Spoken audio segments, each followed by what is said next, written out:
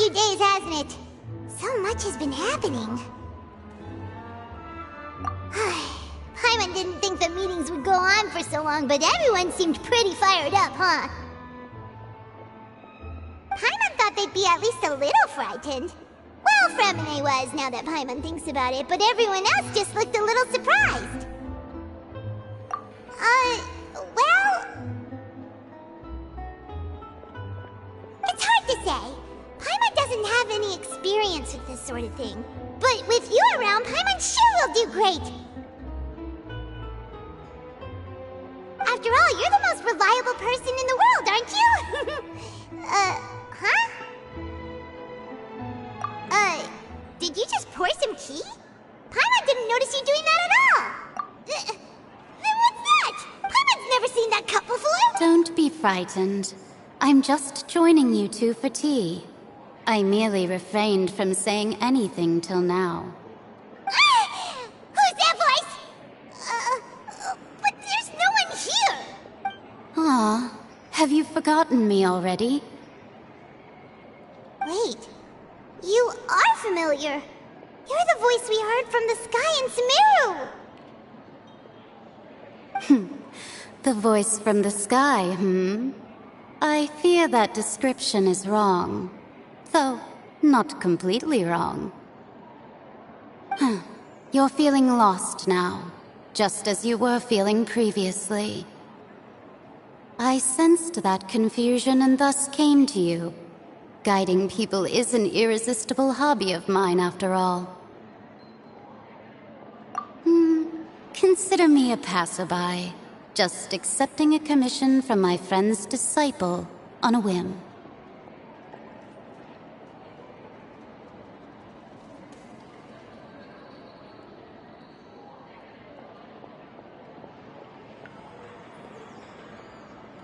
The prophecy.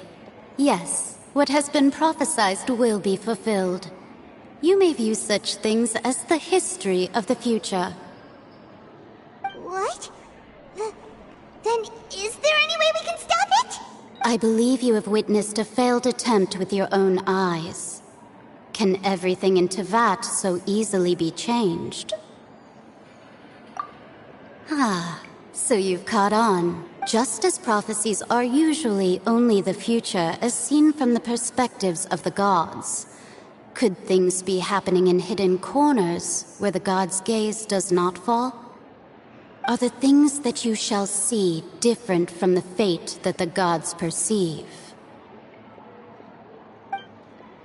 What is she talking about? It all sounds really impressive and important and stuff, but it also sounds kind of scary.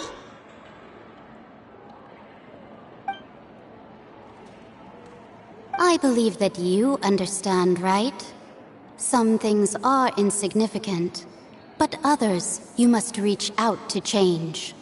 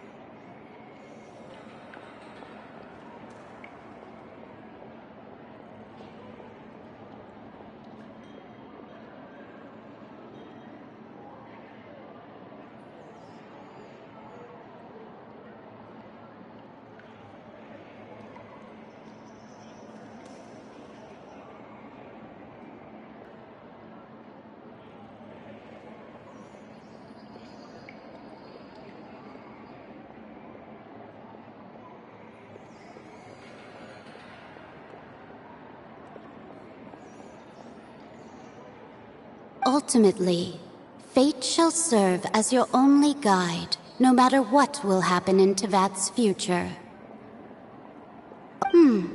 This was good tea, by the way. Thank you for your hospitality. Well, that'll be all for today. The voice. It's gone.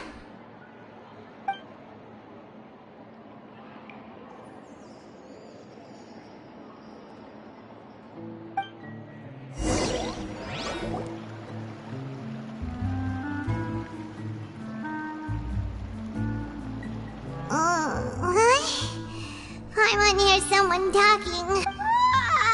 All right. Hey, it's you who's getting lazy, okay? Well, I see I've walked in on some lively banter. Mona! Fine, just fine. I went to take part in that Steambird panel. Not all Fontanians are pessimistic about this. One journalist mentioned that sitting around and waiting for the end to come would be wrong, and that they should make their own rescue preparation. Did she have pink hair by any chance? Why, yes! It was Charlotte. I'm in full support of her view. Prophecies are very important, but how can... That's right! Paimon's glad to hear something sensible. Yes. About what we had discussed before.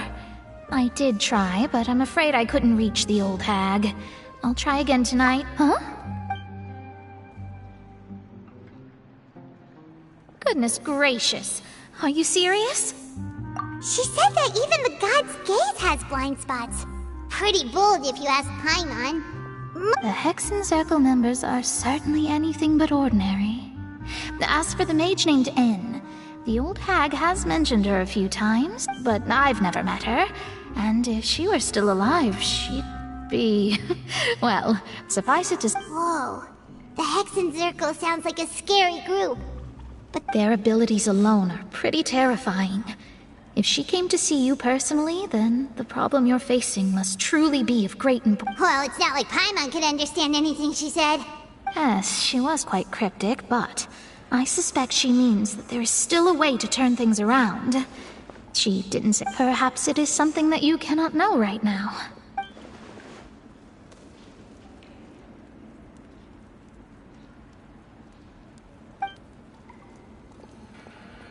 Traveler, Paimon, are you two all right? Oh, we're fine. We're just a little down right now. It kind of feels like the end is coming, you know? I see. I feel that same sense of desperation, too. I guess you could consider me someone who has often witnessed fate. So far as I have seen, it cannot be swayed. But even so, I still hope for and believe in miracles. Astrology is eternal and rational, but fate may not be. It is cruel, but it can also be beautiful. Perhaps that's what En was trying to tell you. Not to lose heart, and to believe that what you are seeing playing out before you is not yet set in stone.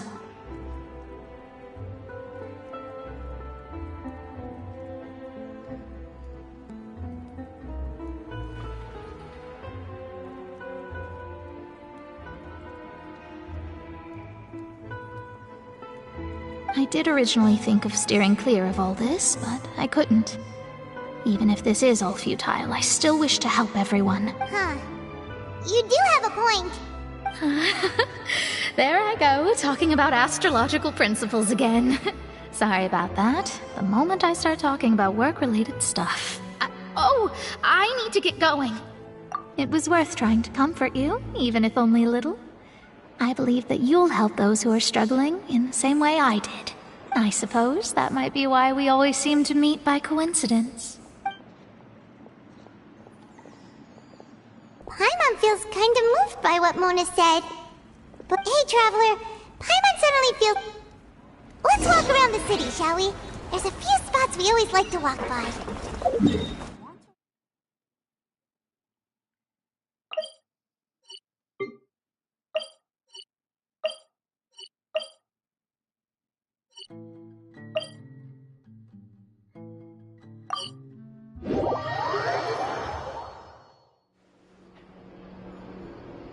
Time to go. Yeah.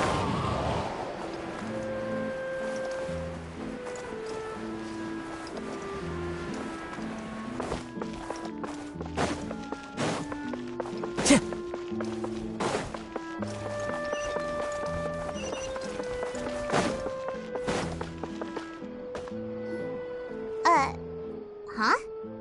Our names are written in this news. Let Paimon see! The underwater stronghold, the Fortress of Meripede, has continued in its noble autonomy. But that does not mean that my recent attempts to enter the fortress bore little fruit.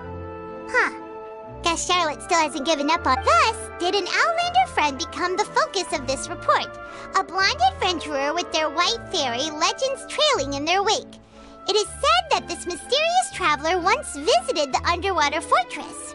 So while the fortress's interior remains a mystery behind closed doors, do not fear, for the tales of journalist Charlotte's biggest scoop yet, the Traveler's Trail, World Walker. Huh. Charlotte took so many awesome photos of us, and she hasn't been able to get a hold of anything at the fortress, so since we're easier to find, she's using us as the... Seriously? Well, fine. Those headlines and photos do look cool, so Paimon will...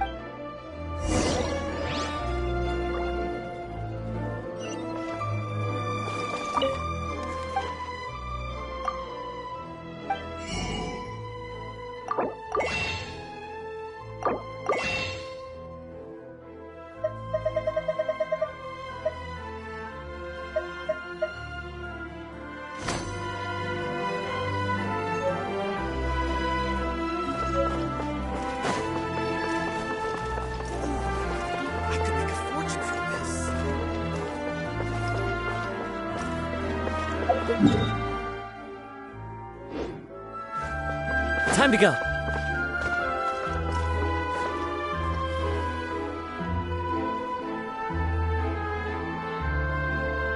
We're here!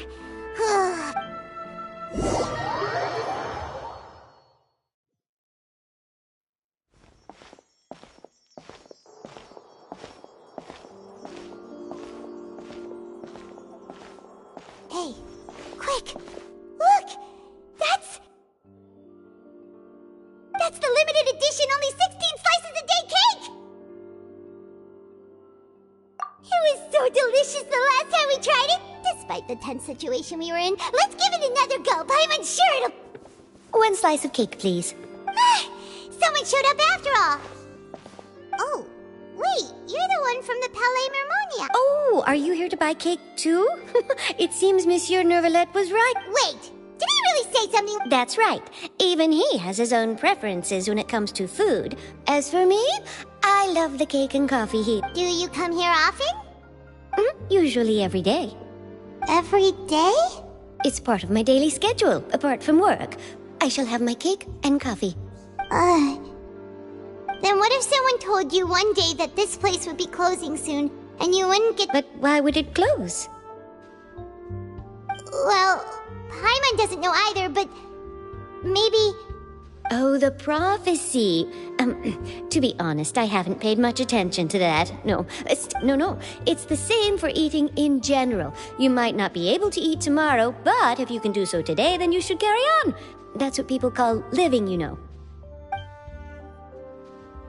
Huh.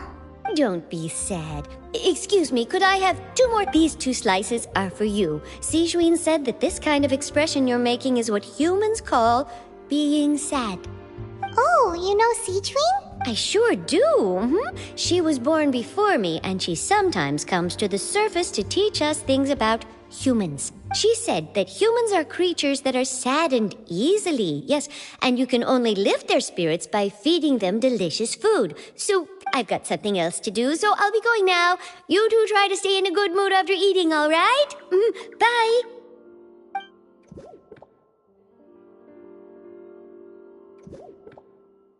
And there she goes. All right, let's dig in. Paimon's sure that... It's more delicious than last time! And the flavor gets even better with a sip of tea. It sure would be nice if we could come again tomorrow. Sure would be nice if we could always eat delicious food here.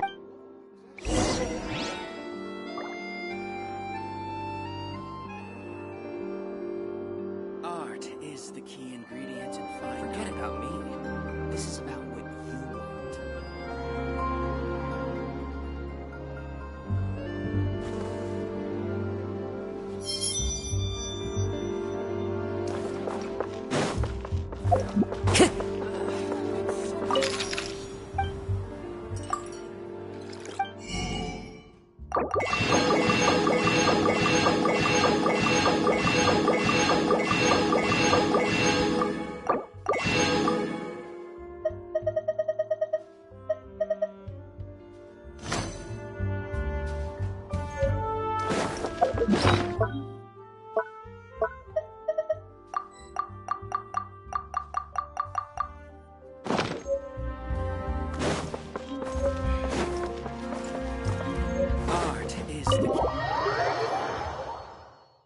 Oh, we're near the Seabird office. Let's go look for Charlotte and have a chat.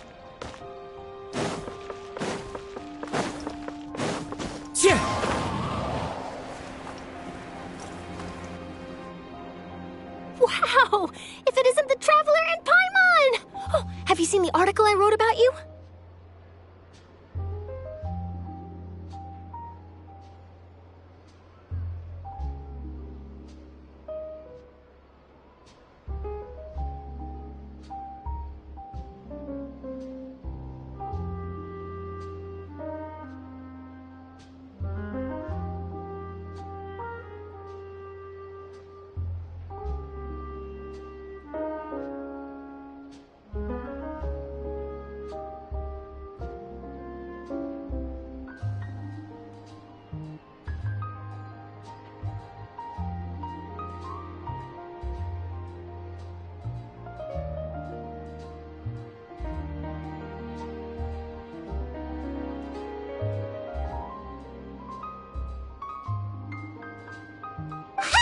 You've got some nerve! You just used us to make some quick mora!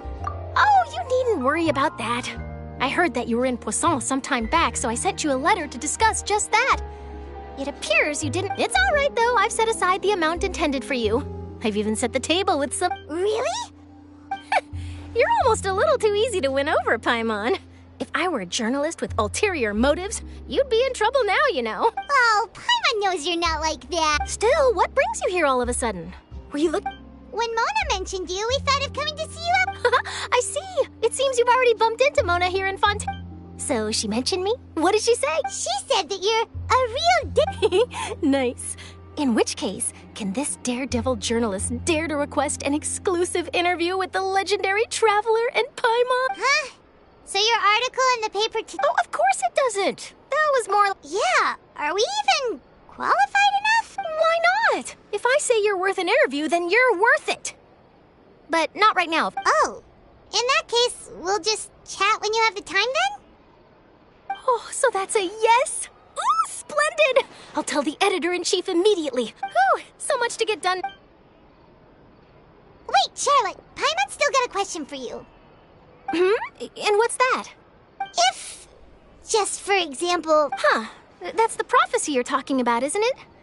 I mean, I do hear about it. If you're seriously asking, then I might try and think of a way to leave Fontaine. Oh, but I'm still a journalist first and foremost. That means I have a duty to be reporting from the scene. From what I've seen, most people don't know what they'd do should the worst come to pass. In truth, it might be better just to behave like normal rather than worry over... So in all likelihood, I'd probably still be prepping at the office for that interview of ours. I know what you're thinking. That sounds a bit sad, but I've always believed that it's best to just think about it.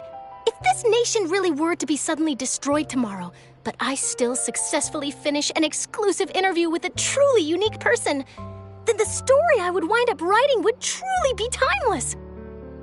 And then do you know what I'd do?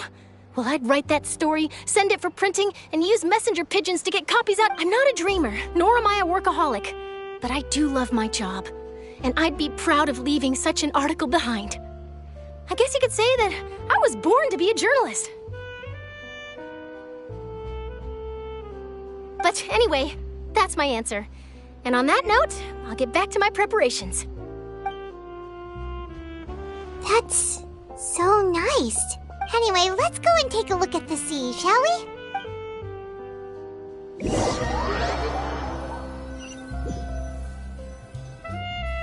The sea breeze and scenery can be a pretty soothing combo, huh?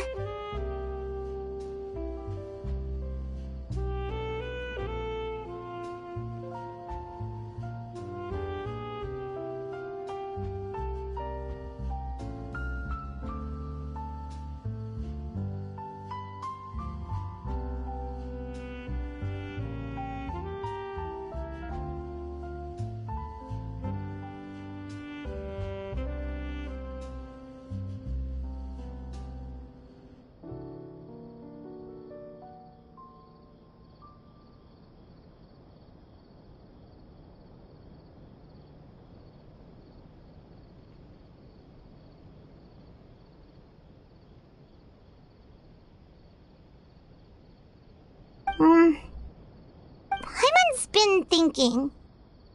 If it wasn't Fontaine, but all of Tevat that would be destroyed tomorrow, where would we go and what would we do?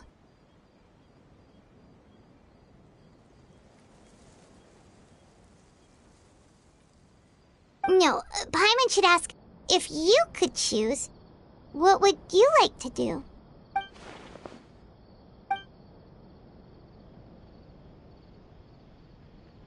We've always been moving to the next destination, so we haven't spent much time thinking about these kinds of things. We didn't have to either, with us always being on the road and whatnot. You mean, still traveling?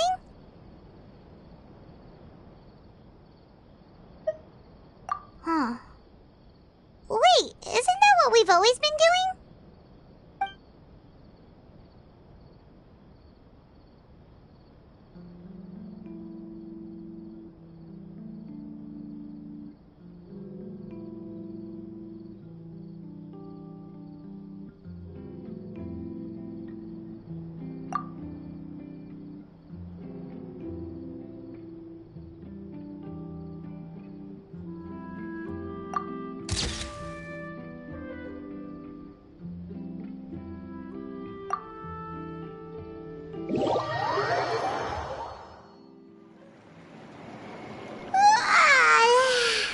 Feels like you'll grow mold if you stay here long enough.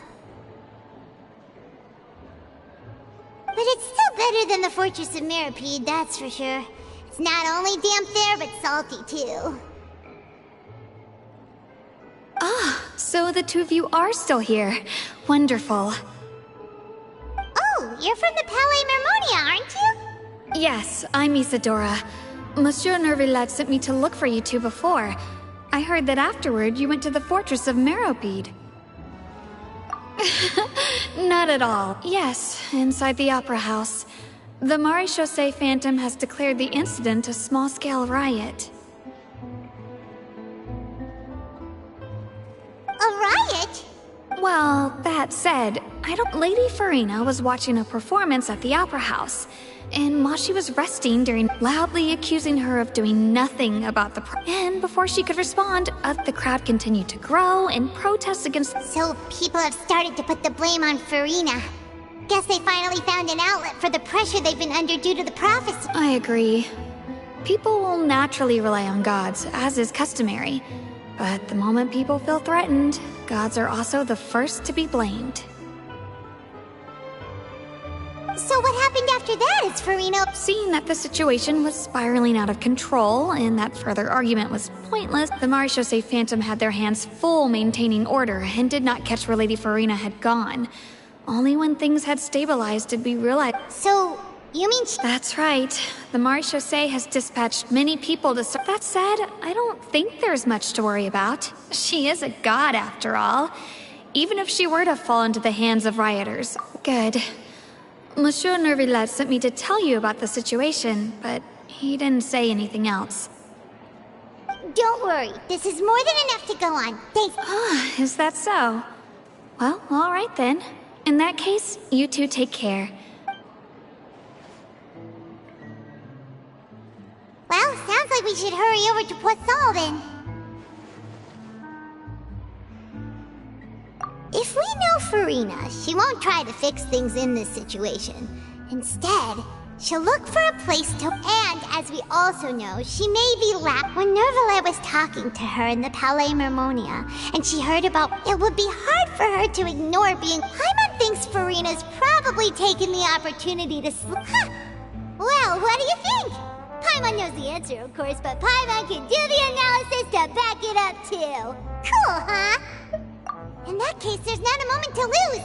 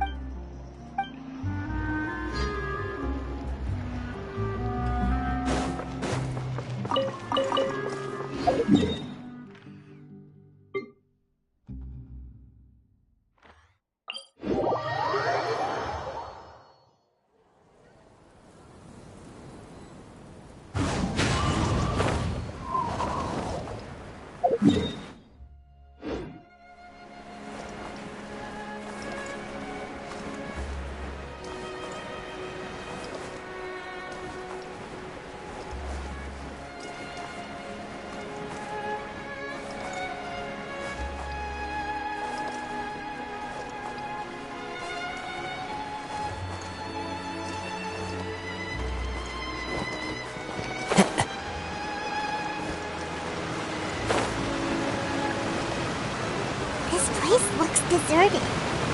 Guess all the survivors must have evacuated already. All that's left here are signs of devastation. Could Farina really be here? Let's try to find her as soon as possible.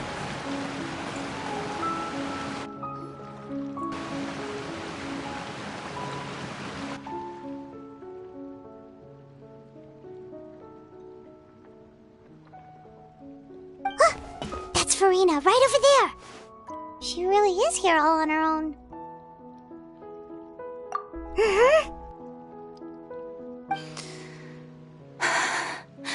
Should I just give up? This is all meaningless.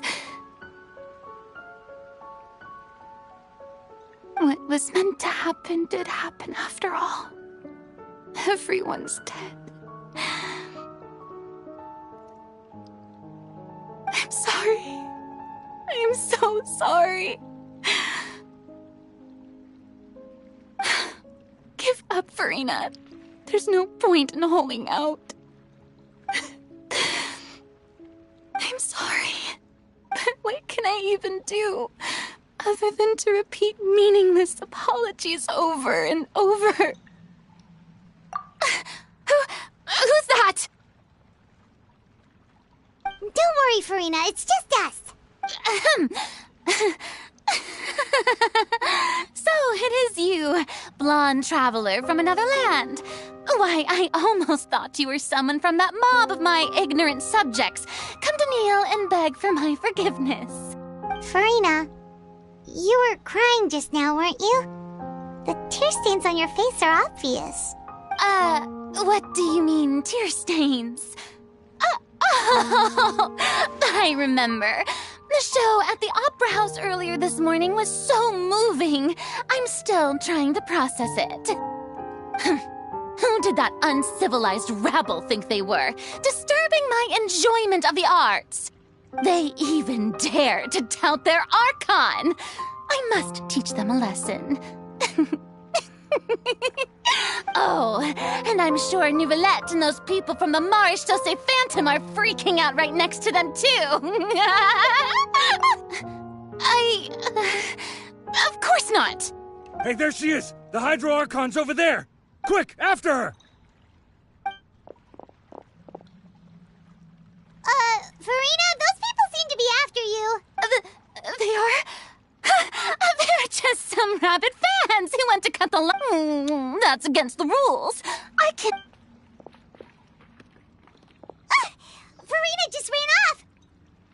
Quick, we have to catch up with her!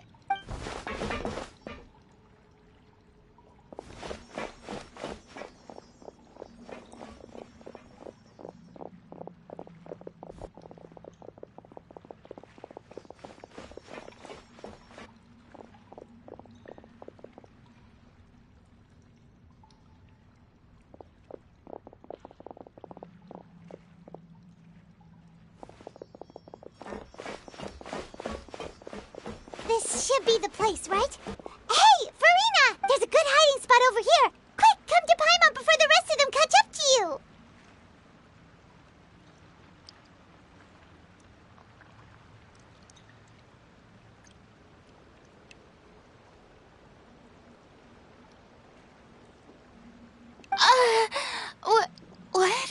What is this place? Hurry, they're almost here! Fine. I suppose haste is warranted. Lead the way.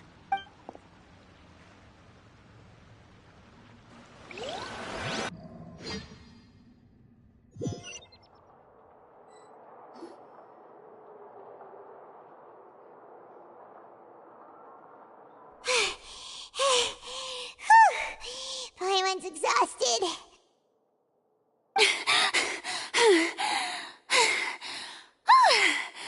I'm so tired. I totally thought they had caught me. No, I merely gave in to the sheer enthusiasm they displayed. You're right. Yep, that's a good girl.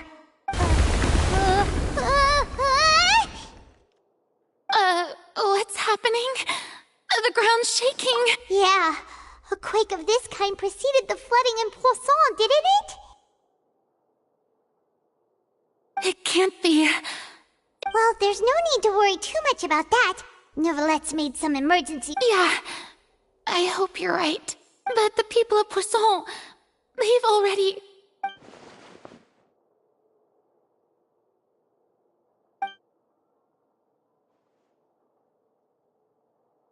It's true. I've been investigating the prophecy for hundreds of years. I once had informants all over Tevat, searching for clues and feeding information back to me. I've tried all kinds of ways, too, to hold back the sea. Anything to keep the coastline from advancing. But all my efforts proved to be futile in the end. Really, the truth has been clear to me for a very long time. We cannot make an enemy of the divine.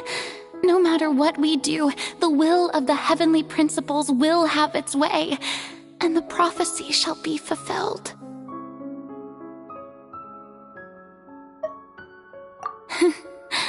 Give up. I do love the sound of that phrase.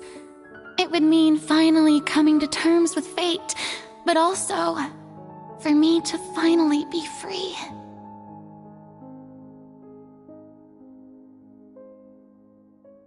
Indeed, I've thought about giving up so many times, especially after we almost lost Poisson. Fate is really unreasonable, isn't it? It has no heart and obeys no rules. The prophecy has only just started to come true, and so many people have already lost their lives. But just now, it all became clear to me. I still don't have the right to come to terms with fate on behalf of everyone else. As long as the final moment hasn't come, it's still not too late. Don't worry. I will keep hope alive for everyone until the very end. Well, that's enough for now. I got the impulse to play the stricken maiden, but don't take any of what I just said seriously. How could I possibly let... Come on! Paimon could have sworn you...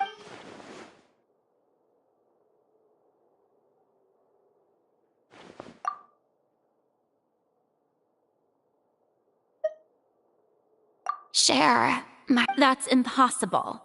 It was fated right from the start that this would be my duty alone.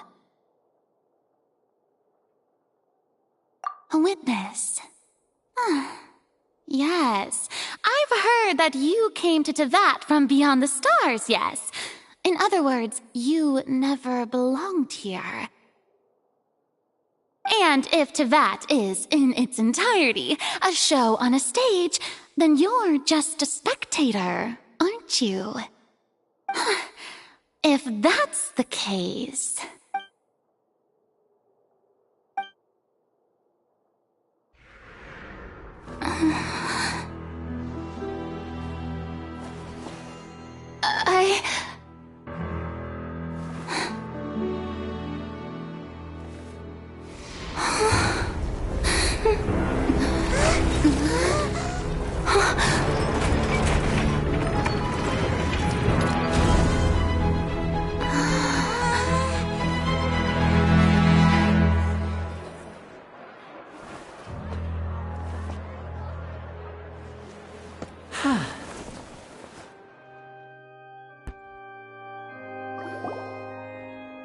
Ladies and gentlemen, this concludes my opening performance.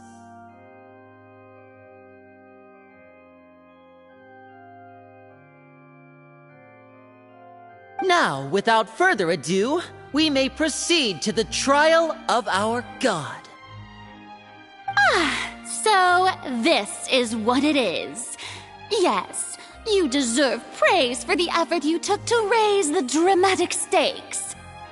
Do not forget, however, that I am Focalor, the god of justice, the embodiment of justice itself. Does it not strike you as even the least bit absurd to bring the very concept of justice to trial? May I interpret these words as your refusal to stand trial? In that case, you will have the opportunity to defend your honor through a duel. You would draw your blade against a god?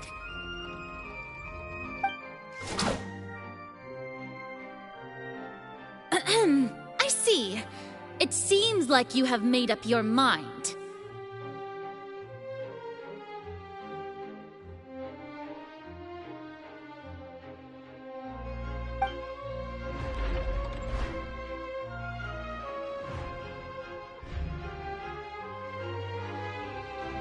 Paimon can't believe it.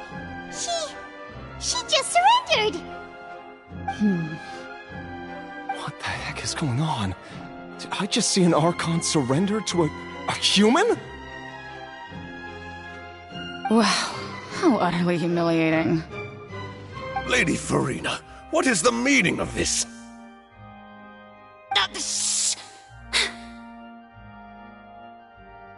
It would seem that there has been a misunderstanding. To be clear, the raising... Looking for excuses again, huh? I raised my hands just now to indicate my acceptance of the trial. No duel shall be necessary. I will admit that I've been running away for a long time. I'm sorry, everyone. I was unable to protect the people of Poisson. It is my duty to stand trial for my crimes. You are not the only ones to be disappointed in me. I, too, am exceedingly disappointed in myself. But now, it is time for the Hydro Archon to show you her courage and resolve. I, Farina, will use this trial to show the world the true meaning of justice! This time, I will protect you. Applaud and rejoice! One of the most outrageous and fantastical arcs known to the opera epiclese is now unfolding before your eyes. Mark my words, this shall be one of the most exhilarating and brilliant shows ever to grace the stage of Fontaine! The trial of the Hydro Archon, Focalor, will now begin! Woohoo! Oh, now we're making history. Why does it feel like Farina just took over the whole thing? Like, come on! Didn't she just get forced to stand trial for her crimes? Also, even though she's still acting super dramatic, she is taking this seriously this time, right? All right, then. Who will be my opponent in this trial? The court asks the prosecutor to please take the stand. Is that so? Very well. Then please speak, witness of Tivat, my accuser and fated opponent.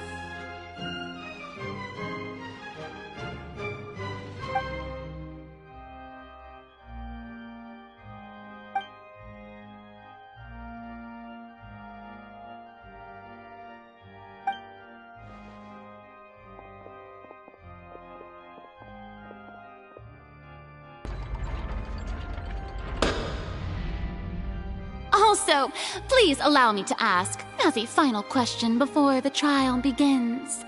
Just how much work did you do to force me onto this stage? Well, we did do a lot of prep after the meeting that day.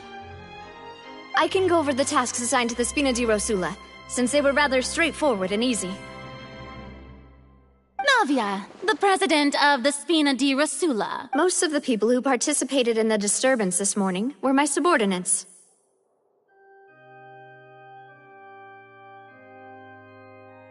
They changed into plain clothes and came to the Opera House as regular audience members. Waiting, the people's resentment against their Archon has been building as more and more of the prophecy is fulfilled. A spark was all we need. Moreover, according to our understanding and analysis of you, when something like that occurred, you would likely flee. So, we arranged for a second group. So, you mean... the ones who scoured the... And their goal was to force you to step into the giant magic box so you may personally participate in the That's right. That house was a magic box, rather than someone's residence.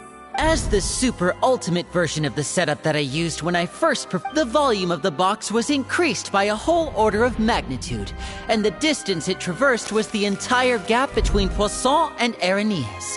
Its cargo, of course, was an Archon instead of a human. My thanks, Farina.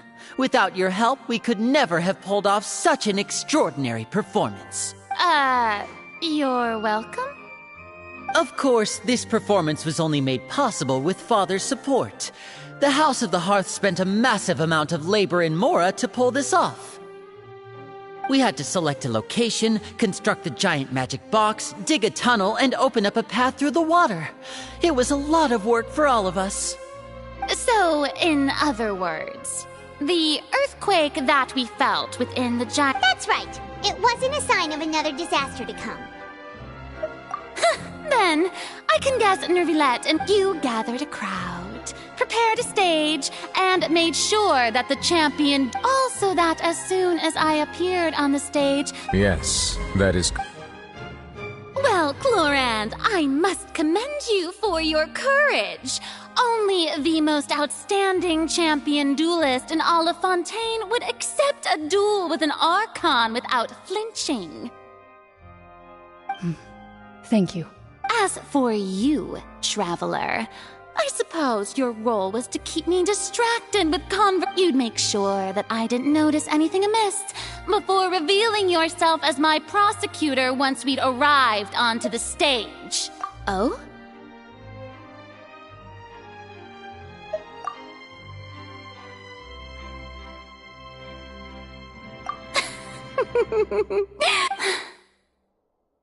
It's fine. It matters not. What's done is done. The stage is already set, so there's no reason to disappoint the audience. Let's see this trial through to the very end.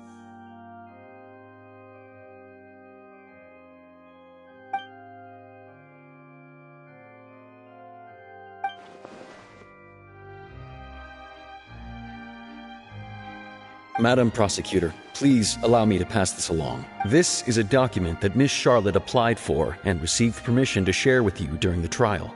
Huh? Charlotte wanted to give us something? Oh, so she's here too! Hey, Charlotte! Oh, let Paimon see. Wait. Then that means this document is a perfect... So in other words, we can refer to this anthology of evidence every time we want to use something from our journey as evidence for... Let's quickly confirm the information in it. Just think of it as a refresher, alright? You defeated the Hydro Archon in the very first duels you took part in at the Opera House. That's one for the history books, all right. I didn't think that you'd wind up getting to the bottom of the case I'd been following all this time. I guess you could also see this as a happy coincidence. This is the first time Monsieur Neuvillette had a difference of opinion with the Oratrice.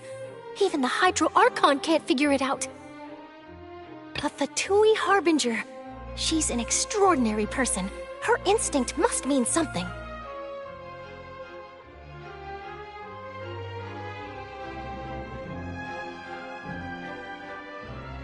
The fortress of Meripede was almost destroyed in a single day. That I didn't witness that scene personally will always be a source of professional regret, I think. According to Monsieur Neuvillette, both Child and that whale should have been in the primordial sea at that time.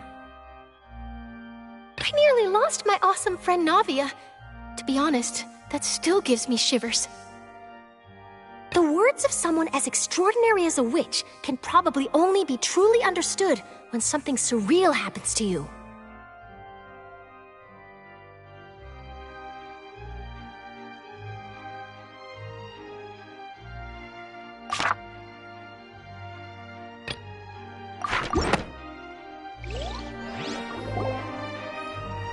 The prosecution and the defense are both in position. The trial shall now begin. Oh, come on, Neuvillette. There's no need to repeat all the unimportant legalese. Just fast forward to the part where the prosecution lays out my offenses. As the defendant and the lead actress of this performance, I still haven't even been informed of my supposed guilt in all of this. Of course, it is only natural for humans to struggle to understand the actions of a god. However, you will need more than that to convict me of a crime. That's true, but my charge here is unrelated to your conduct as an Archon. Instead, I would like to charge you as a fraud who's never been the Archon in the first place. Wait, what was that? Lady Farina's a fraud? Hey, I came here thinking that we were going to try the Hydro Archon for forsaking her duty, but did I hear that right? She's not our Archon at all? Charge accepted. Lady Farina, do you plead guilty to the charge?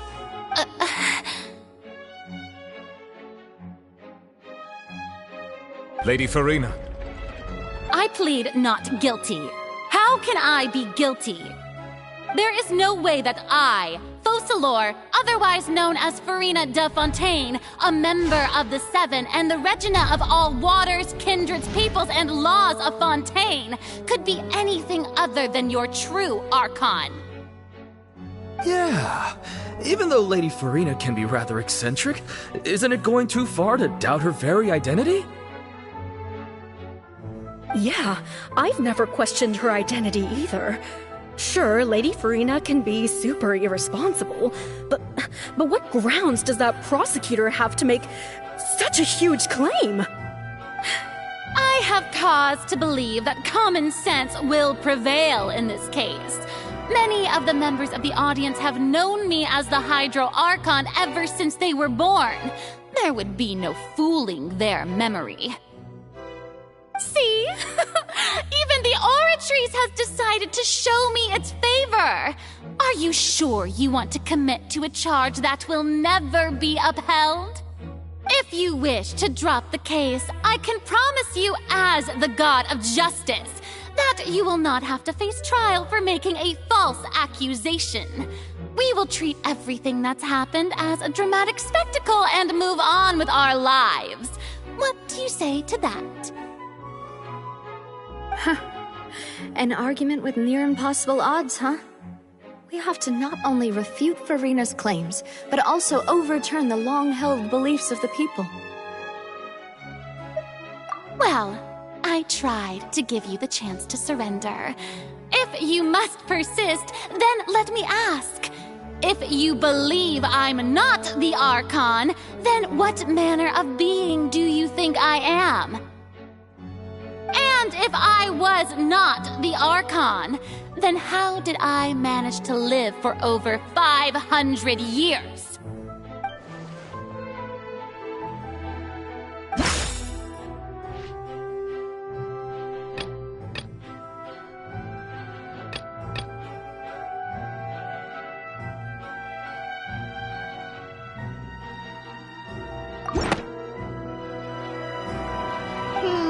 That doesn't sound right. Paimon doesn't think this clue...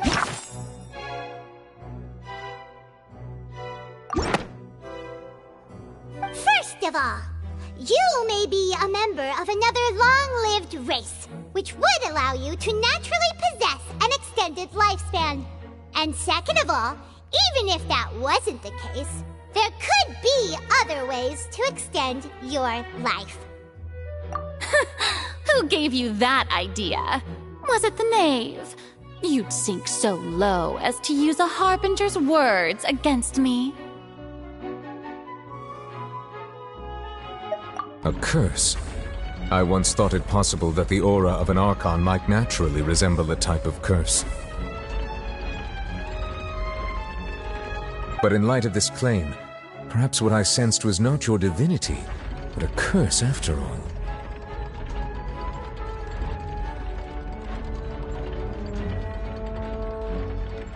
Neuvillette sensed it too, huh?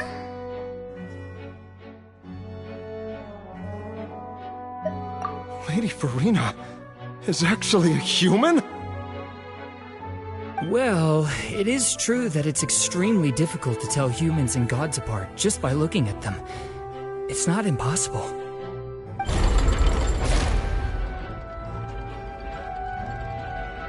Well, don't start celebrating too early now. Even if I have been carrying a curse like you said, how does that prove that I am merely a human being? Besides, everyone knows that the main difference between a human and a god is the possession of authority. Gods can do what humans cannot. That's why they're worshipped as gods. For centuries, manifestations of my authority have served the nation of Fontaine.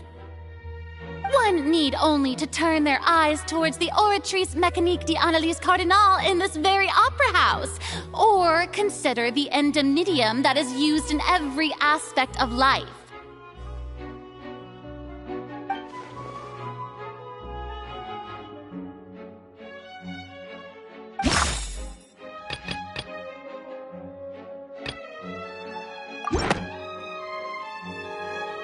That doesn't sound...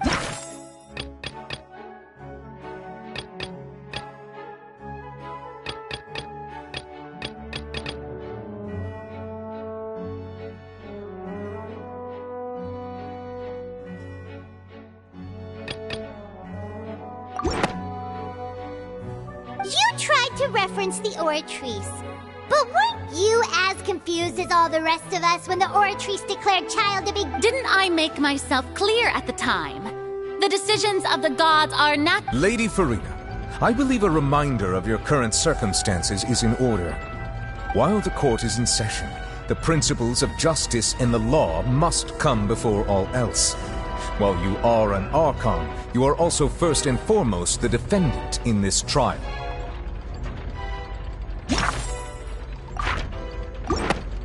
You will prove yourself unable to defend against the prosecution's charges if you continue to withhold vital information against the rules of the court.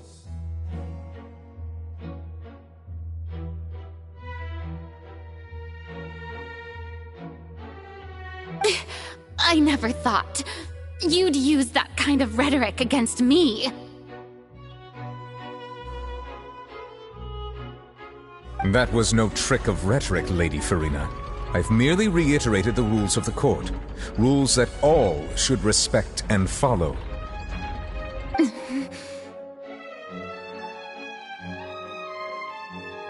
So, you neither knew why Child was declared guilty, nor did you understand the structure and operations of the Oratrice. Instead of having been created by you, the manifestations of authority you mentioned have been made by the real Hydro Archon, haven't they?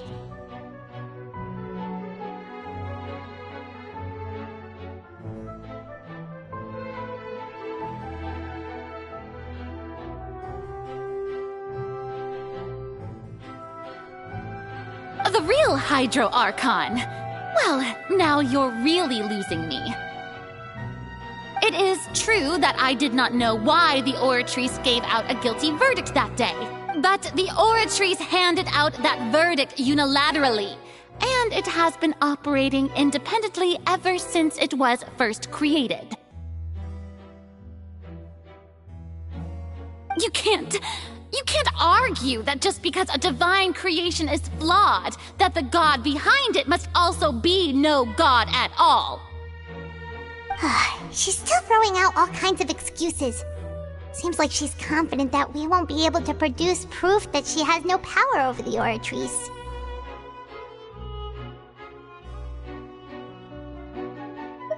My power as an Archon. There are many ordinary citizens in the audience. How can I just carelessly demonstrate the formidable power of an Archon? If that poses a concern, I'm prepared to extend my protection. You don't need to go that far.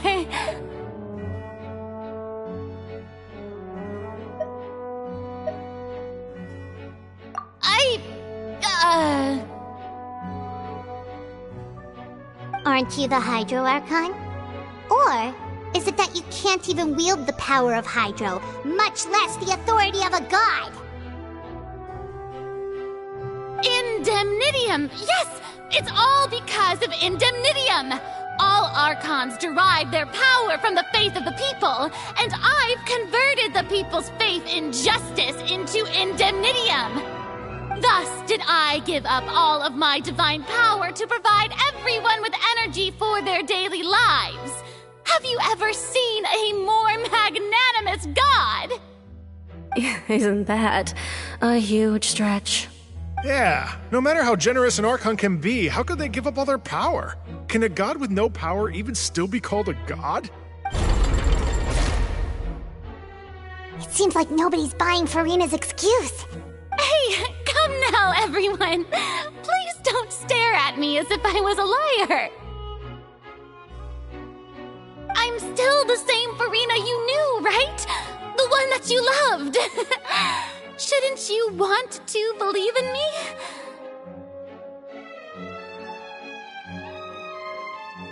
Please? You've got to believe me! If what the prosecutor said is true, she really has committed a grave offense. Did she deceive all of us? And all of our parents and grandparents too? And all of our ancestors? Ever since they were born? Enough! That's enough! Tell me then, if I'm not the real Hydro Archon, then who is? If you have no evidence of another Hydro Archon's existence, nor can you find anyone who can back up their claim to be such, then what grounds have you to say that I'm not actually the real deal? Wow, she came up with yet another argument. How can we refute her now? Seems like she really doesn't want to give up.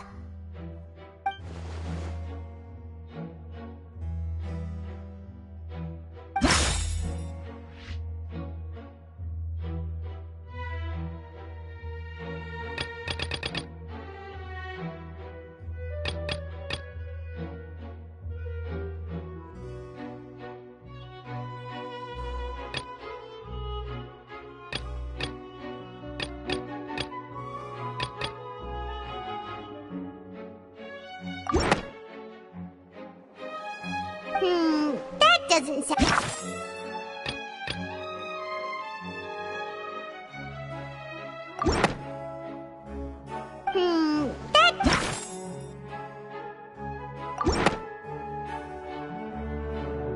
It has been established that all Fontanians can dissolve in water from the primordial sea.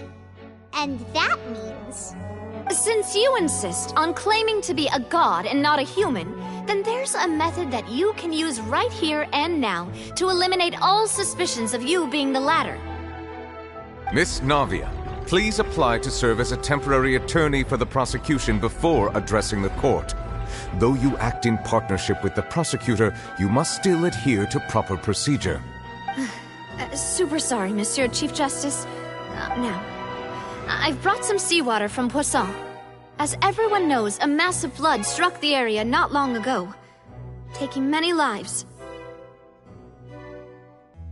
Including those of some of my closest friends. So, Miss Farina, would you dare to touch some of the seawater? If we are to believe that you are indeed the real Hydro Archon, touching the seawater would have no effect on you. All it should do is strengthen your case. But if you don't dare to touch it, then we would have basically proved the reverse. Oh, and I must remind you that after the disaster at Poisson, nobody wants to see any more people dissolve. I do hope you'll act prudently and choose the simpler path of admitting guilt. Navia from the Spina di Rasula. The Spina has governed Poisson for many years. I guess her suggestion is valid. If Lady Farina is indeed just a human, she's probably Fontanian like all the rest of us. Would she really dare to try?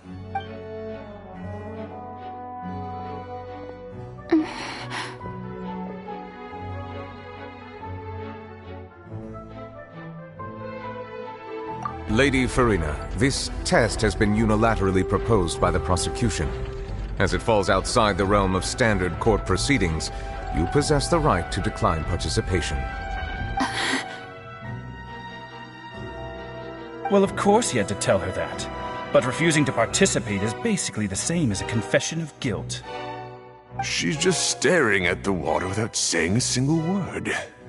It really does seem like she's quite terrified of it.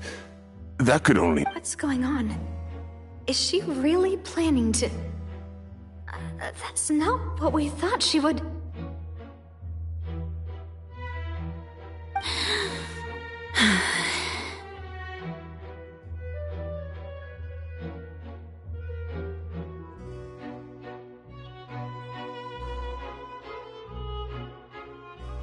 Due to the inherent risk of the test, Lady Farina, you may...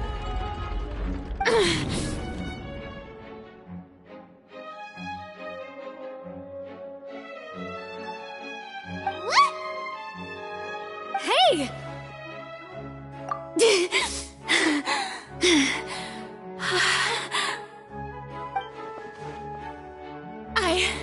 I'm fine! Look at me, everyone! My hand is still here! I haven't been dissolved! Will you believe me now? I really am your Archon! I'm nothing like a normal human who would fall apart as soon as they touch this water! Really? Was this not the most obvious thing in the world? Miss Siegewing? If you're present, Miss Siegewing, please come forward and attend to the defendant. Siegewing? Don't be nervous. It'll just take a few seconds. Let me see. That should be enough. Please announce the results of your evaluation to the court, Miss Siegewing. As everyone doubtlessly saw, Miss Farina was displaying symptoms of hyperventilation and flushed skin. These indicate that she was experiencing the adverse effects of exposure to primordial seawater. The extent to which she was affected is the same as other humans when exposed to primordial seawater of a similar concentration. Thank you, Miss Siegewing. Lady Farina, you may return to the defendant's stand. Oh, wait. What did she just say? I didn't get dissolved. Shouldn't that be enough to prove my innocence? Well, considering your tendency to run from your problems, We did originally prepare a direct sample of... However, after extensive discussion, we exchanged it for a sample that is not concentrated enough to dissolve. We don't want anyone else to lose their life to the sea.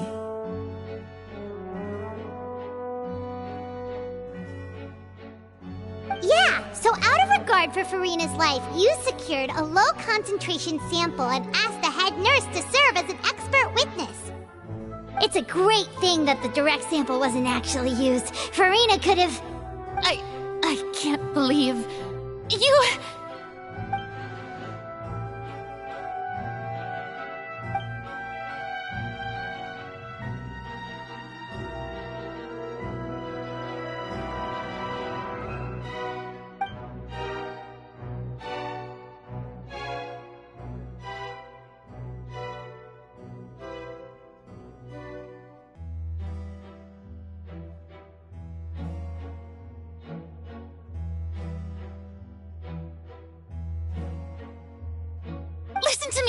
Listen to me, everyone! Please don't give me such cold and disdainful looks! What happened just now didn't prove a single thing! Think about it! How can you conclusively prove that an Archon can't also be affected by the primordial seawater? Also, if I was really just a human, why would I dare to just put my hand in that kind of water?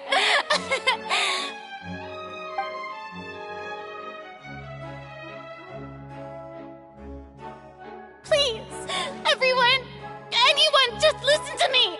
I swear, I really am your Archon!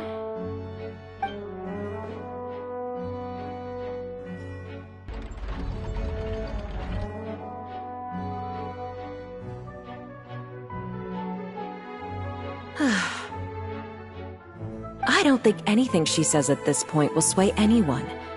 The odds are just too stacked against her now.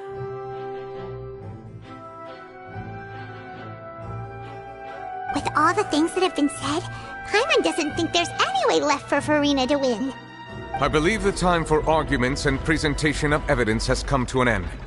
If there are no objections, we will move on to the final judgment.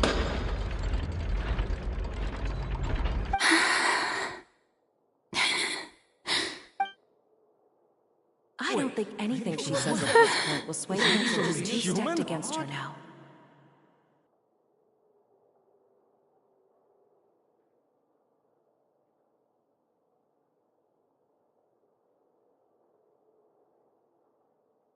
In my capacity as Chief Justice, I shall now render judgment on Farina's misrepresentation of herself as the Archon of Fontaine. As a human who knowingly deceived her fellow citizens, Farina is... guilty.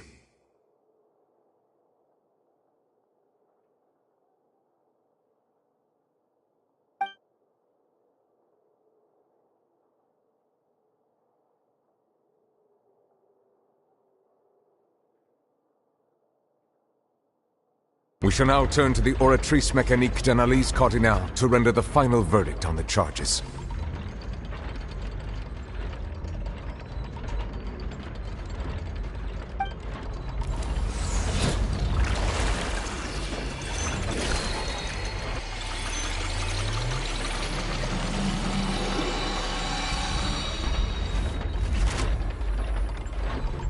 According to the judgment of the Oratrice Mécanique d'Analyse Cardinale, Farina is... Well, what's wrong? What's the Oratrice's verdict? No, the Oratrice also displays a guilty verdict.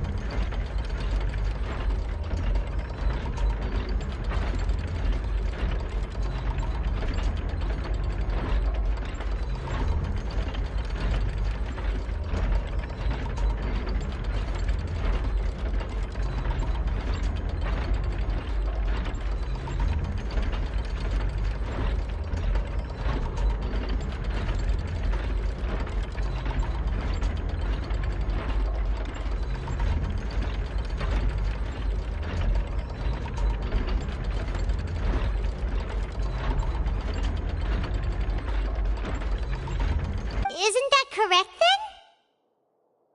then? However, the exact wording of the verdict is thus. The Hydro Archon, guilty. To be punished via the death sentence.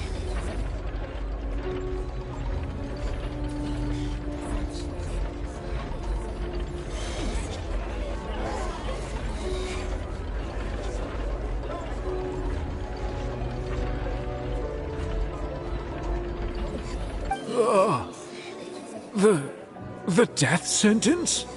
That's actually one of the available sentences? I've always thought that it was just a myth. The one and only time the death sentence has been handed out at the court, and it's been given to the very person we've worshipped as the god of justice? What an unexpected twist. Furina's been sentenced to death by the Oratrice? We just wanted to use the trial to show her the seriousness of things so she'd tell us the truth. This outcome is indeed quite strange. According to Fontaine's current definitions of justice, as well as its recommendations for criminal sentences, is this sentence really appropriate for the crimes that have been committed? Yeah! Even Mache wasn't sentenced to death by the Oratrice. You know, the real evil mastermind behind the serial disappearances case. Indeed. Not only is Furina's sentence overly excessive, the very point of our trial today was also to prove that Furina has never been the Hydro Archon in the first place. But now, the Oratrice seems to have deliberately invoked the title of the Hydro Archon. What does this mean?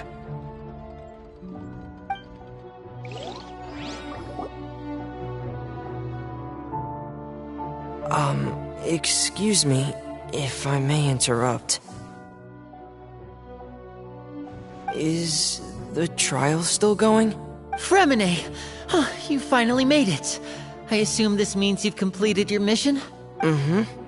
Any mission Father assigns to me will always be top priority.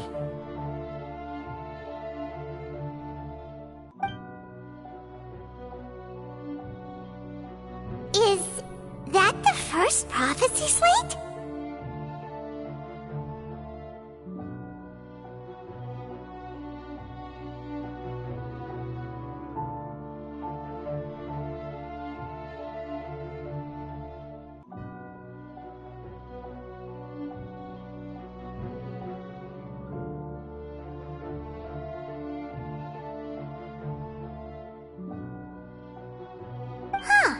So the knave privately arranged for Fremine to try and find the missing slate! I looked everywhere and finally found it at the bottom of the sea. It took me a long time to get around some dangerous stretches of water. But has the trial already concluded? Then doesn't that mean I've come too late? Oh no. Father will be disappointed in me. Thank you for your hard work, Mr. Fremine. Please allow me to review the record left on the slate. Traveler, I believe that you have already seen the other existing slates, and would like you to come here and confirm their contents. Huh? So what do you see? What is it?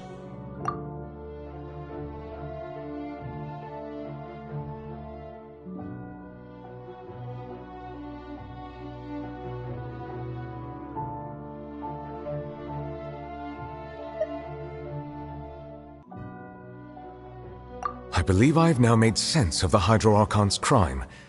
It has to do with Fontaine's lost history.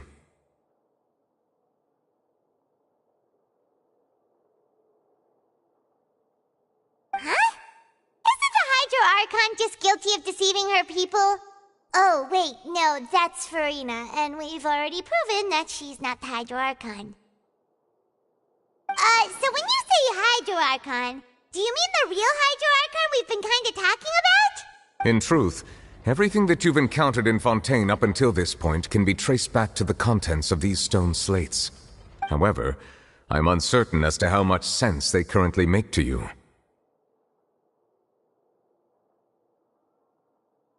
Okay, let's try to recall the contents of the other 3 stone slates. Paimon will do her best to help you remember.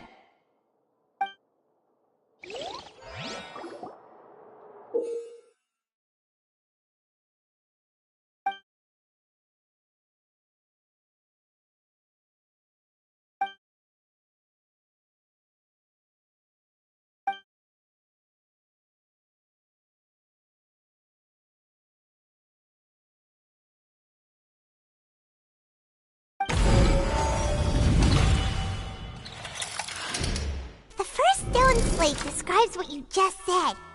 It seems to show the previous Hydro Archon using her divine power, and then the Oceanids turn into humans. Does that mean that Fontanians are transformed Oceanids? Oh, Paimon wasn't expecting that. But if Oceanids can turn into humans, then perhaps this process can be reversed as well. The second stone slate shows Celestia floating in the sky, and the Hydro Archon and her people worshipping it together. But the heavens still brought judgment down upon them. This must be the point when the Hydro Archon and the Fontanians were branded with their original sin. Does this mean that the original sin and the Hydro Archon sin are the same thing? The third slate shows the Hydro Archon sinking into the sea surrounded by many people.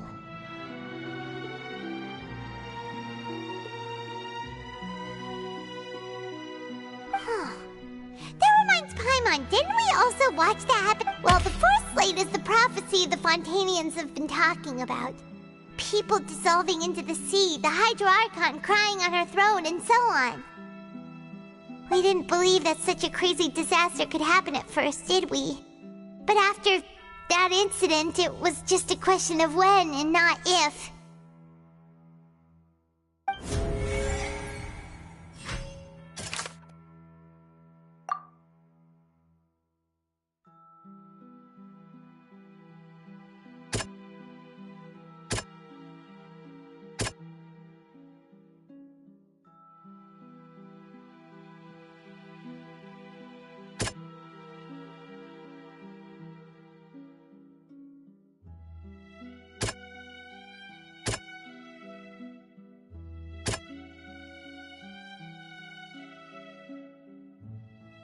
That doesn't sound quite right. That doesn't... We know from the case of the serial disappearances of young women that Fontanians can be dissolved in primordial seawater. And the first stone slate tells us that long ago the Hydro Archon used her power to turn Oceanids into humans. This might be the reason that Fontanians can dissolve.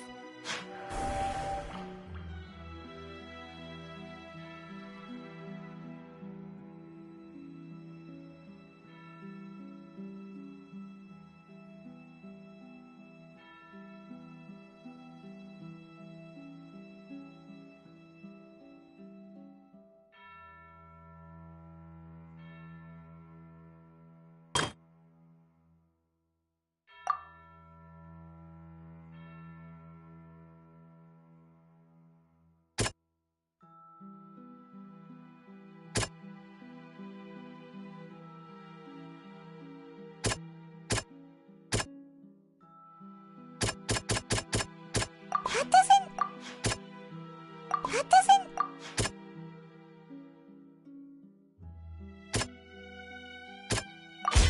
Perhaps what is about to take place has all happened before. The true sin of the Hydro Archon that Nervilette mentioned, and the original sin cast down on the people of Fontaine by Celestia as recorded on the stone slates.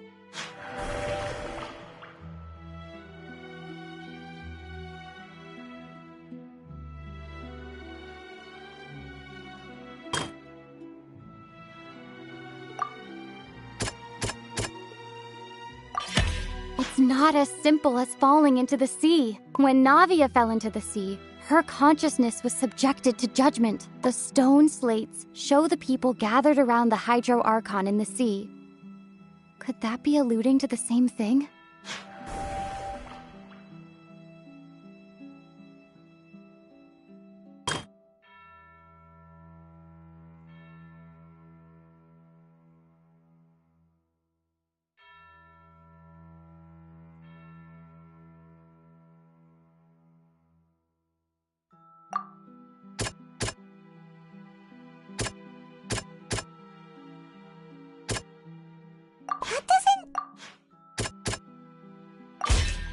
Prophecy from the stone slates found its way into society, but not many people believed it at first. The fortress of Meropide was nearly flooded with primordial seawater, which we know can cause Fontanians to dissolve.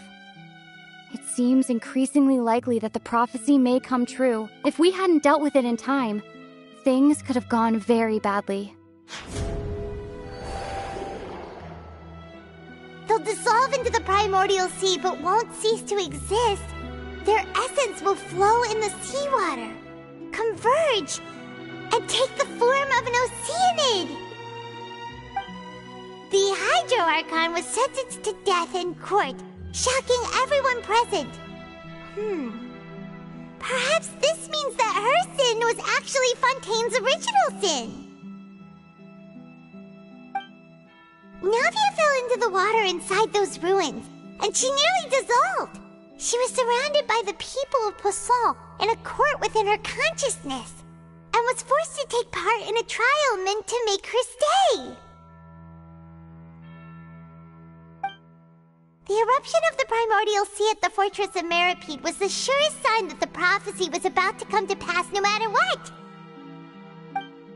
The stone slate's contents can all be verified by recent events.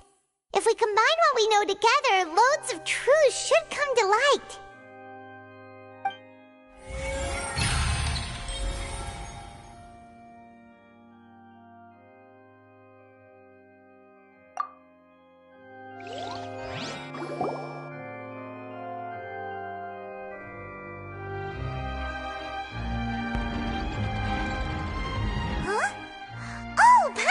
It now, so that's how you can make sense of it.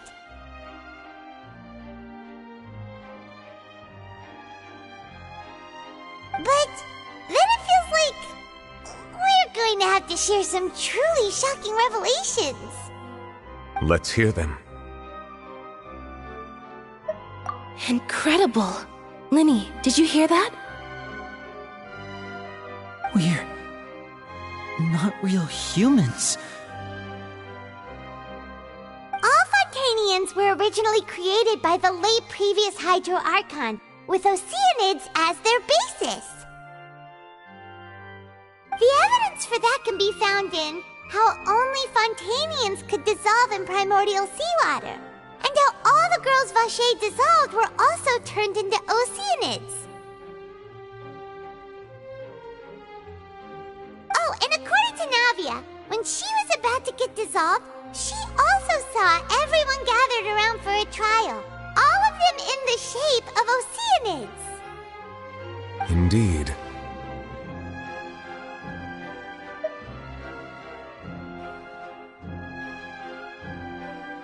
Yeah, and it follows from the content of the first slate that she probably angered Celestia by creating humans without prior permission.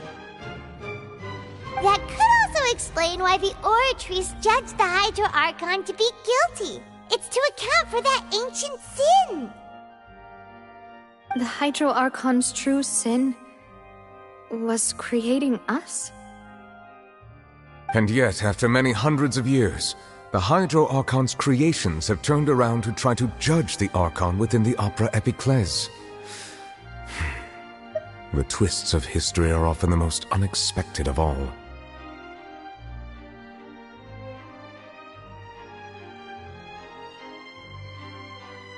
Yeah!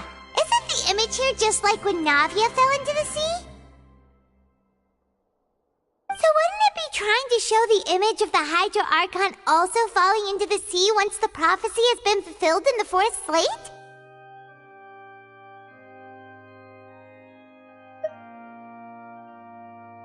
In the end, the people will all be dissolved into the waters, and only the Hydro Archon will remain weeping on her throne.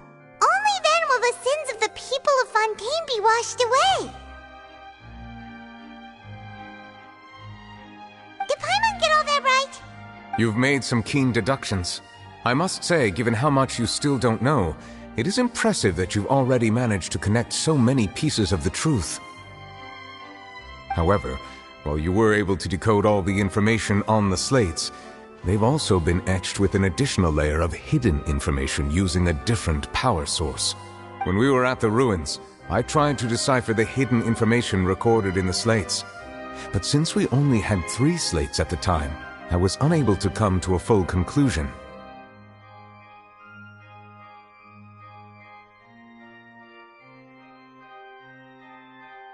Now that the slate collection is complete, I shall make another attempt to decipher the narrative recorded within. If everything goes well, we should finally be informed of the unadulterated truth.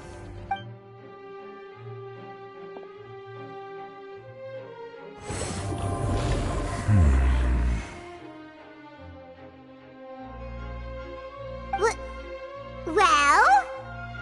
Did you get it? I believe I should share this truth not only with you, but with all the people of Fontaine as well.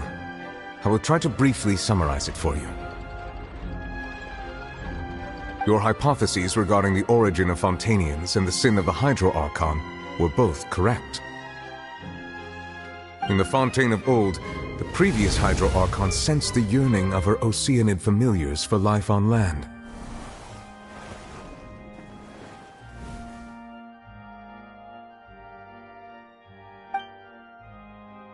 The Oceanids were enamored with the beauty and romanticism of human beings, and wishing to have those experiences for themselves, expressed to the Hydro Archon their desire to become of a similar kind.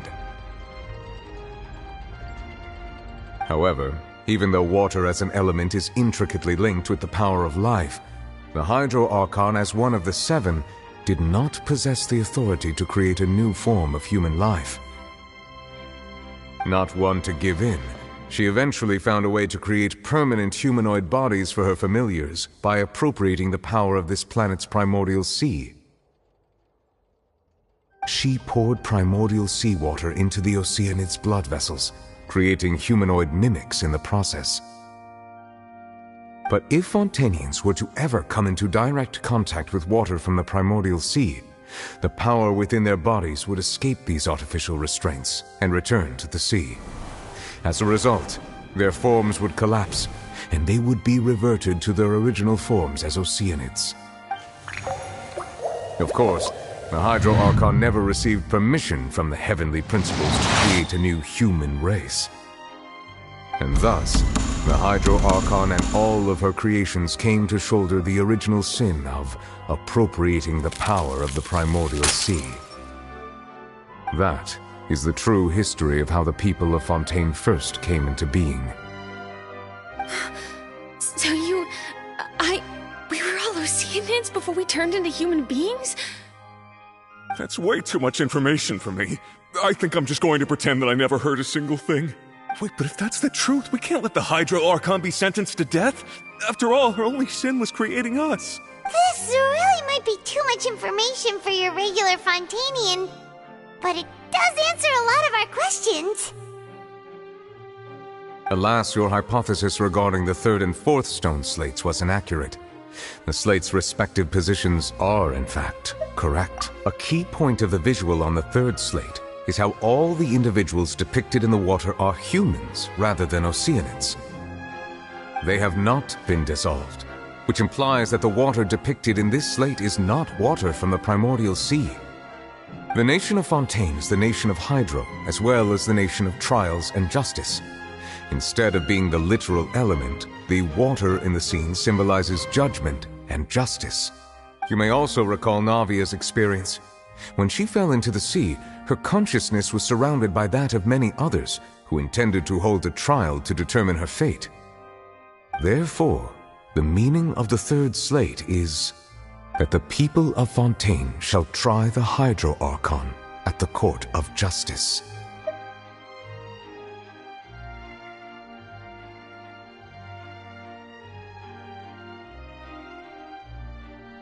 Yes, it refers to our present situation.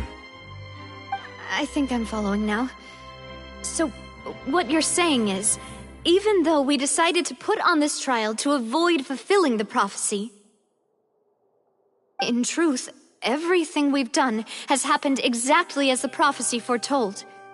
So now, it seems, we're the ones making sure it comes true. What should we do? Huh.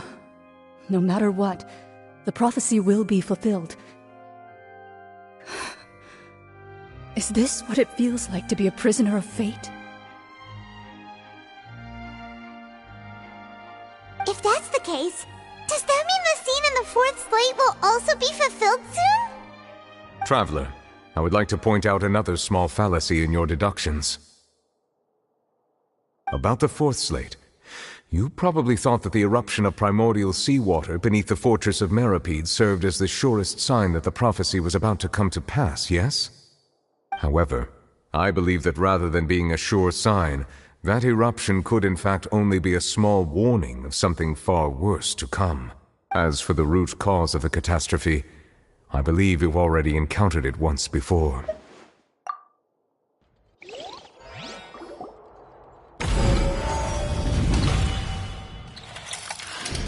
This eruption was just a small warning of the things to come. We must find the root cause of the disaster.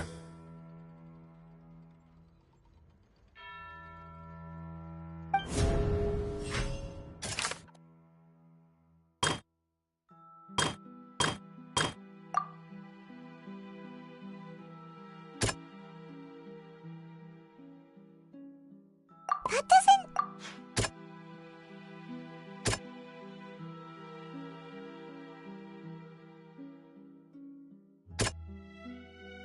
That doesn't...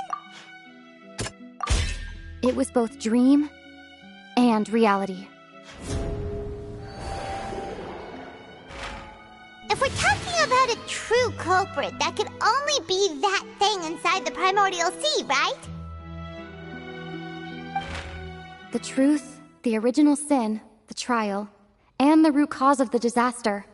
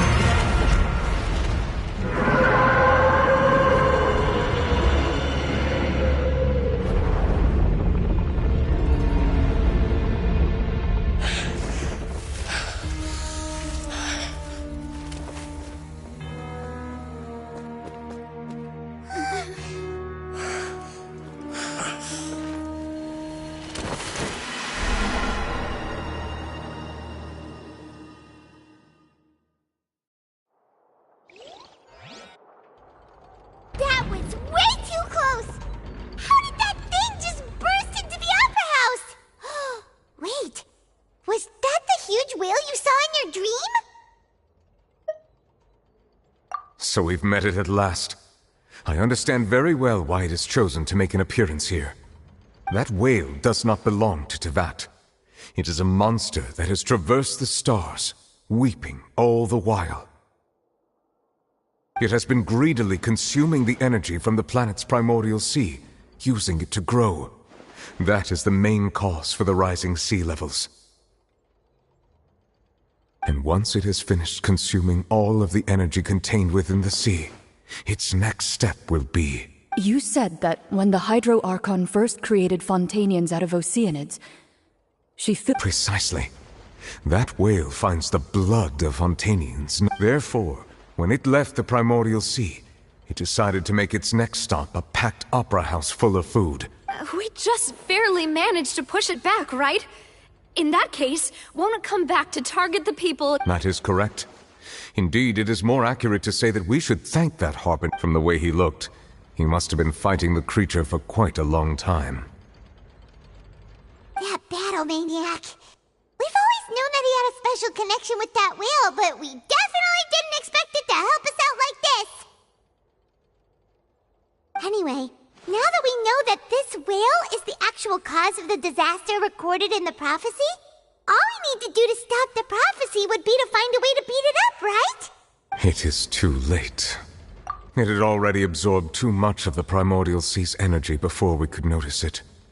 At this point, it has become practically integrated with the sea itself. Even if the entirety of Tevat were to be destroyed, it could still survive and swim off towards some other world. That's not something I will accept. We've already done everything we can, and we even found the true culprit. We've come so far. You can't just tell me that the last hurdle is some impossible foe. That's just not fair. Indeed, that's not how a grand performance should end. I'll fight it to the end, no matter what. So the prophecy will be fulfilled no matter what, huh?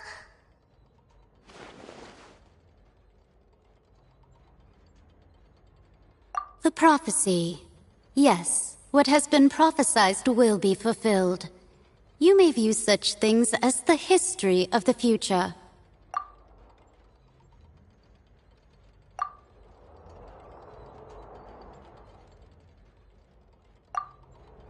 Just as prophecies are usually only the future as seen from the perspectives of the gods, could things be happening in hidden corners where the gods' gaze does not fall?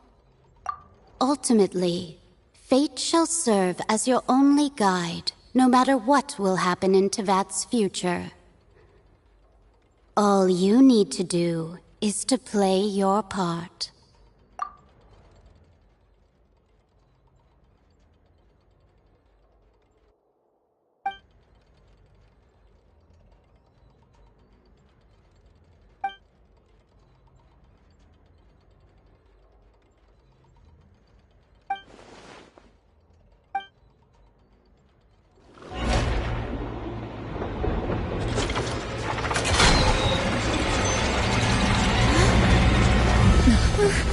What's happening with the oratories?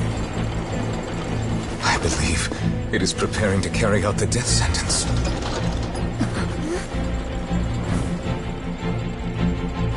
Farina!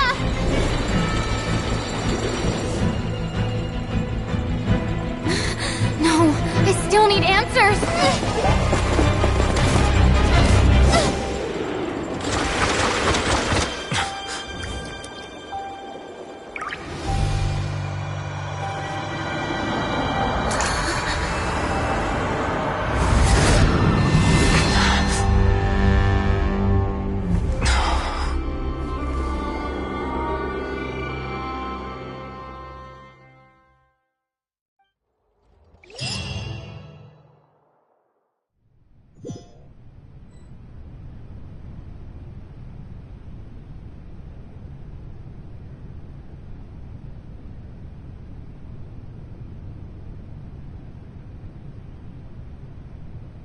You...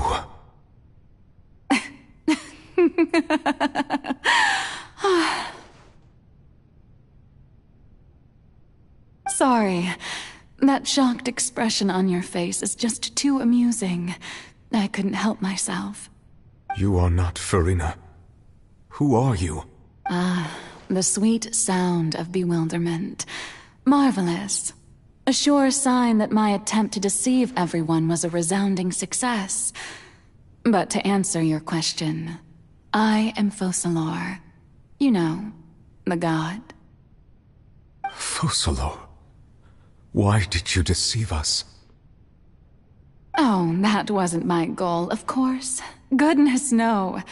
But I had to fool everyone else too, if I was to stand any chance of deceiving the heavenly principles.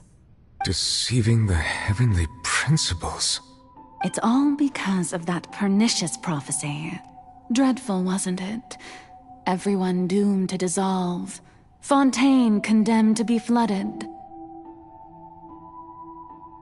One was not amused. In fact, one was positively bemused when that problem was thrust upon me by my dearest predecessor.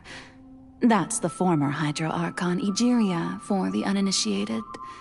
It hardly gets more disastrous than a preordained national catastrophe, now does it? She knew full well that the prophecy would surely come to pass.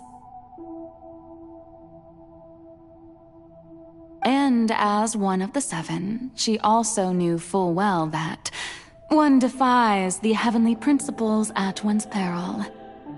So yes, as you have no doubt surmised, it was a rather impossible situation that I found myself in.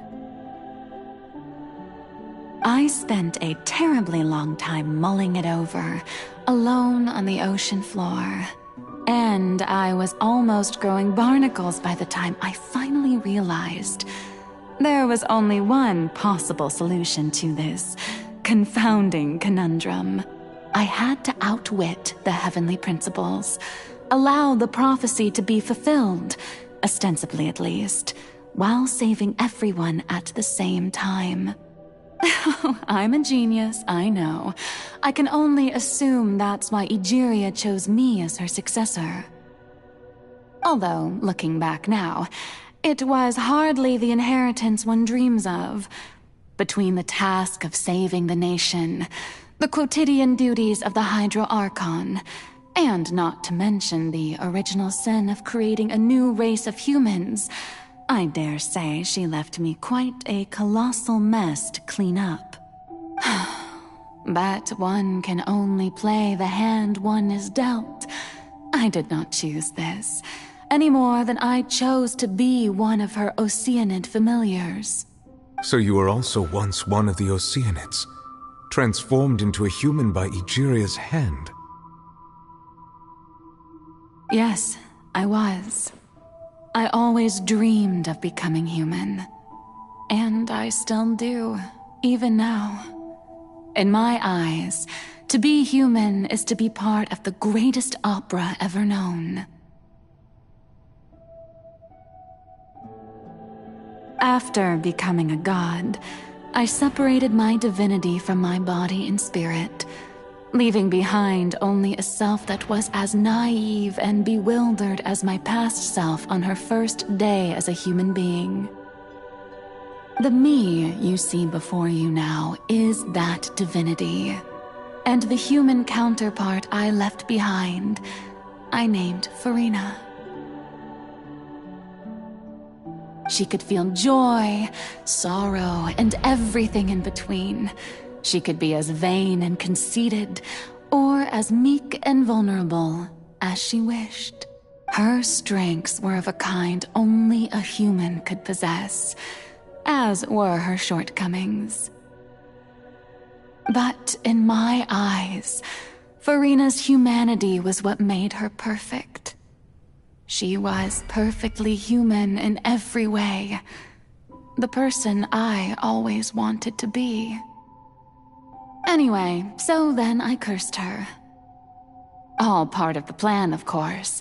The plan to deceive the heavenly principles. Do you still remember the final scene of the prophecy? The Hydra Archon alone, weeping on her throne. In order that the prophecy might appear fulfilled, I invited Farina to be an actress, to play the part of the Hydro Archon in the prophecy. Under the curse I placed on her, so long as I, Focalor's divinity, continued to exist, she could not die. But nor was she free to live her life in the pursuit of happiness.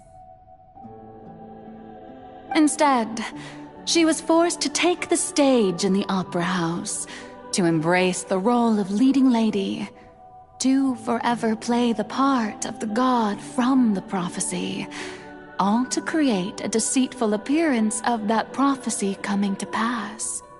I suppose now you probably understand why your court is called the Opera Epiclese. But Farina is only human, isn't she? Even though she has had a long life, her mind is no stronger than that of any other ordinary human being. I cannot begin to fathom what she has had to endure. It must have been torture for her. It has indeed. And although she is, in a sense, me in human form, I most definitely owe her an apology for it. It's been 500 years. And all along, she's been playing her part in the most unimaginably long, unbearably lonely, and agonizingly painful opera of all time.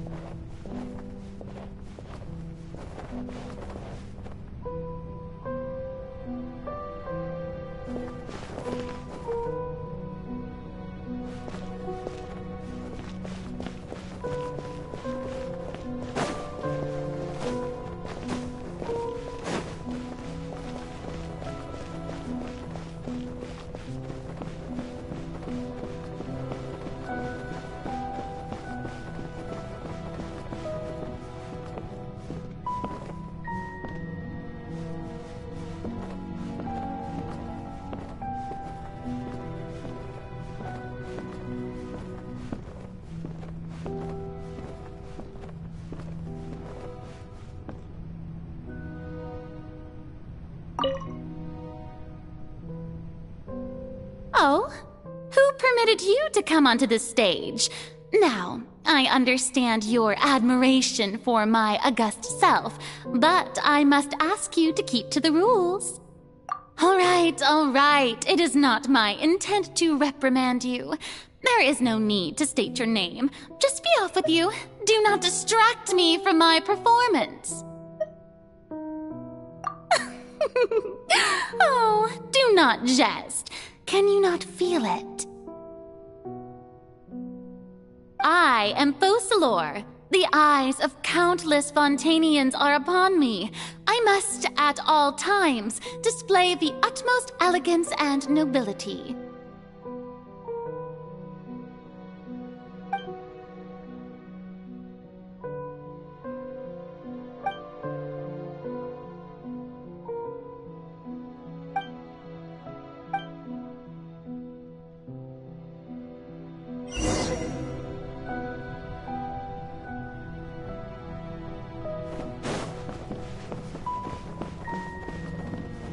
Dear audience, the performance is experiencing a technical difficulty, but worry not. The guards shall resolve it soon.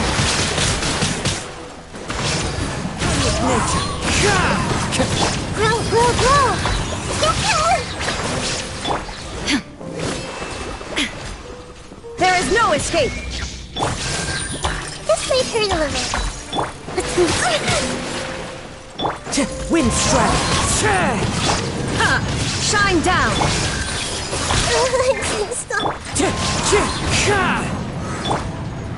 I see everything.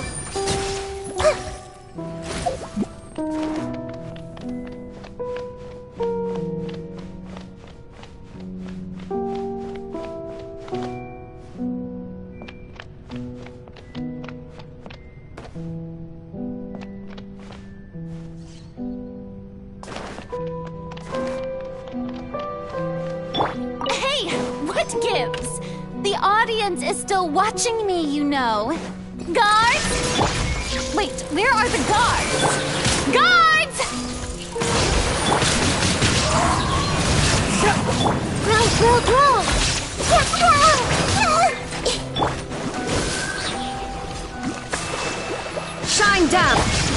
with nature. Committed to memory.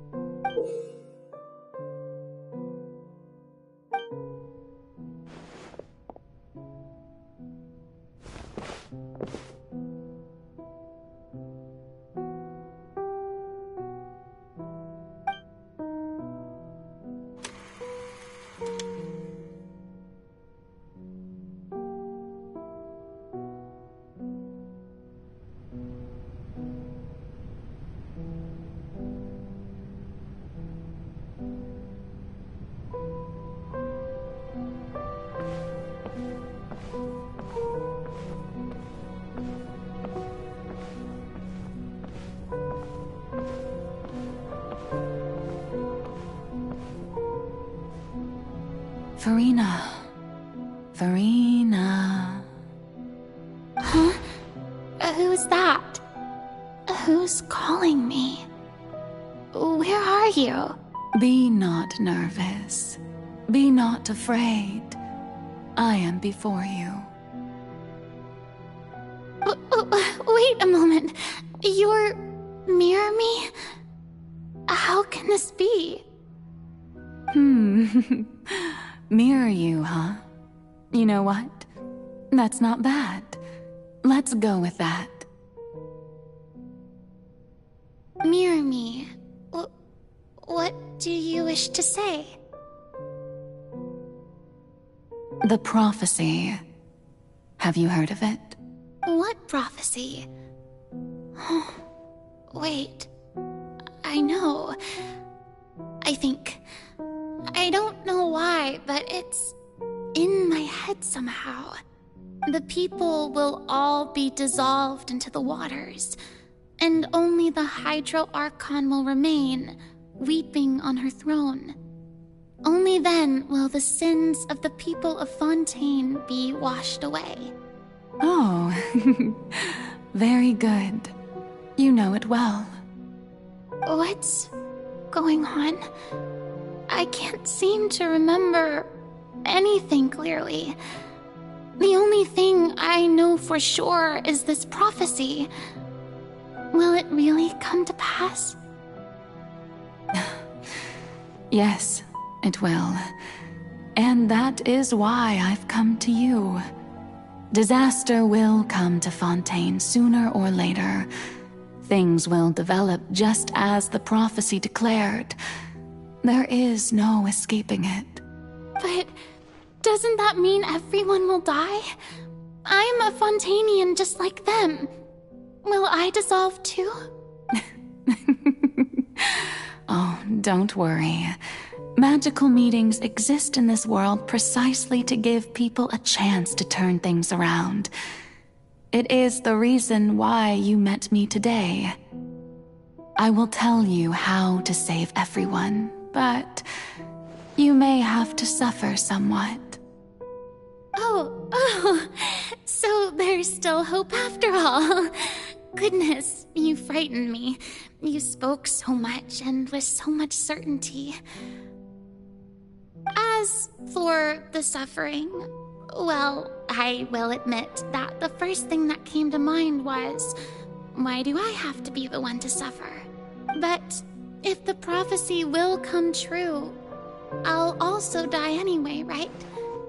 So if I've already met you as if there were scales, with all the people of Fontaine on one side and my pain on the other, is it not obvious where the scales should tilt? You truly are the perfect human. My ideal. I suppose this would also be the justice that belongs to you. Huh? Don't worry, it's nothing. Listen well. Fontaine has just lost its Hydro Archon. I need you to play a role. That of the new Archon.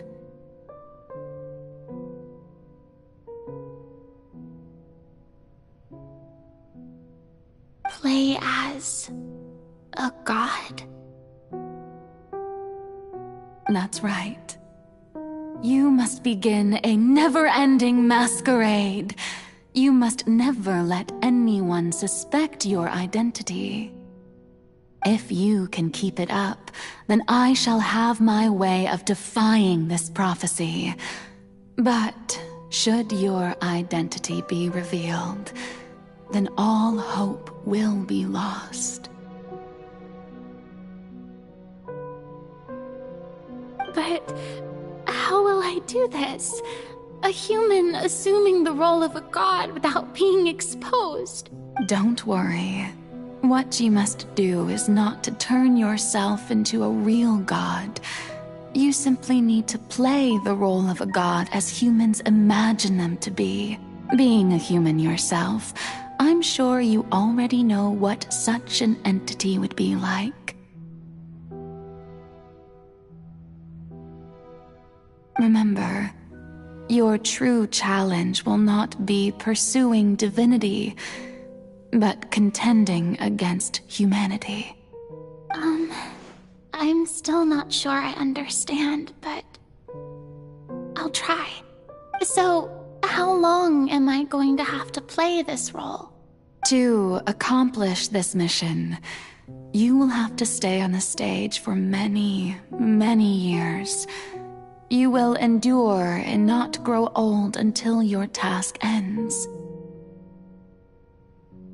But I promise you, all will eventually end in a magnificent and dramatic trial, and everyone will be saved. A trial, huh?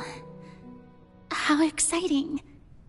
I'll be looking forward to it.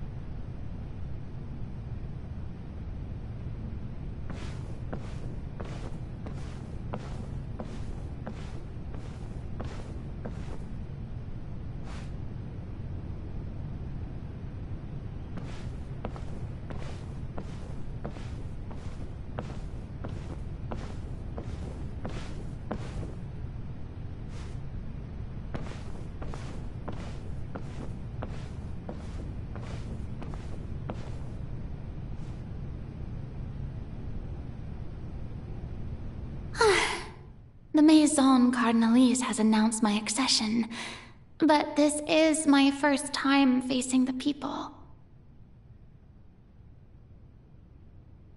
What should I say to most appear like a god? To be honest, I still don't know. Perhaps I should first try to act natural.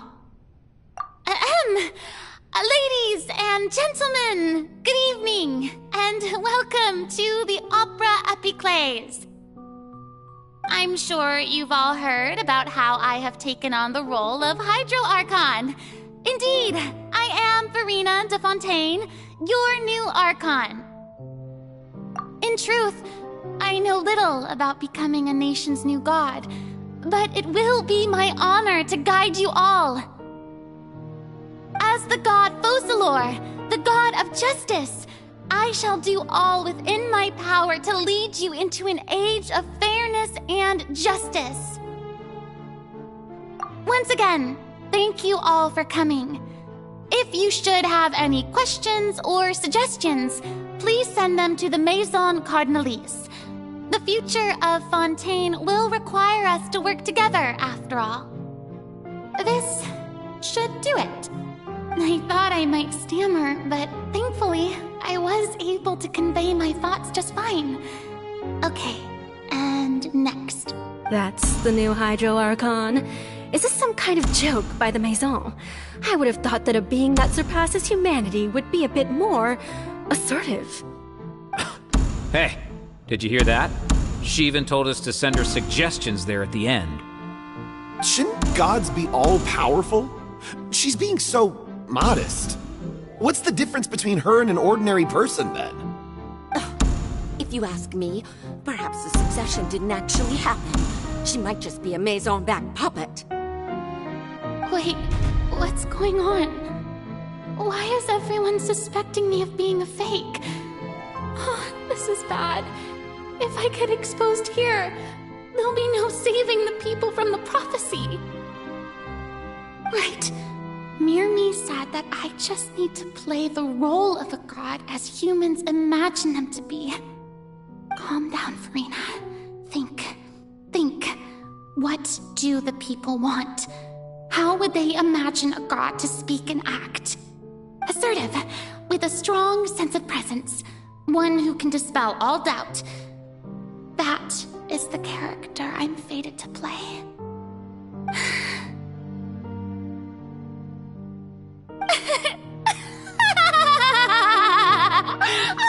Oh, very good, my people. Only ones such as you are deserving of my rule.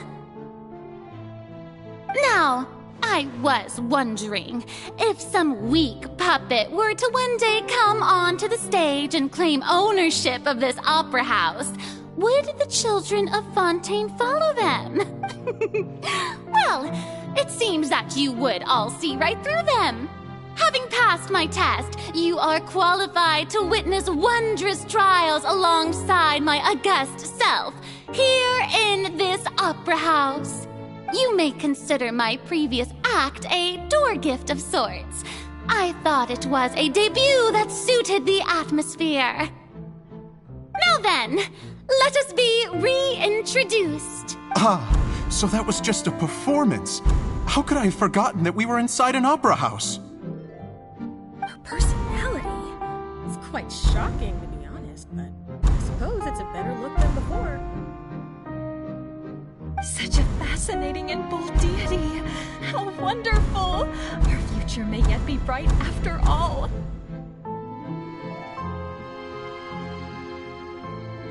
It seems I've turned them around. Best follow this flow and restart my accession speech.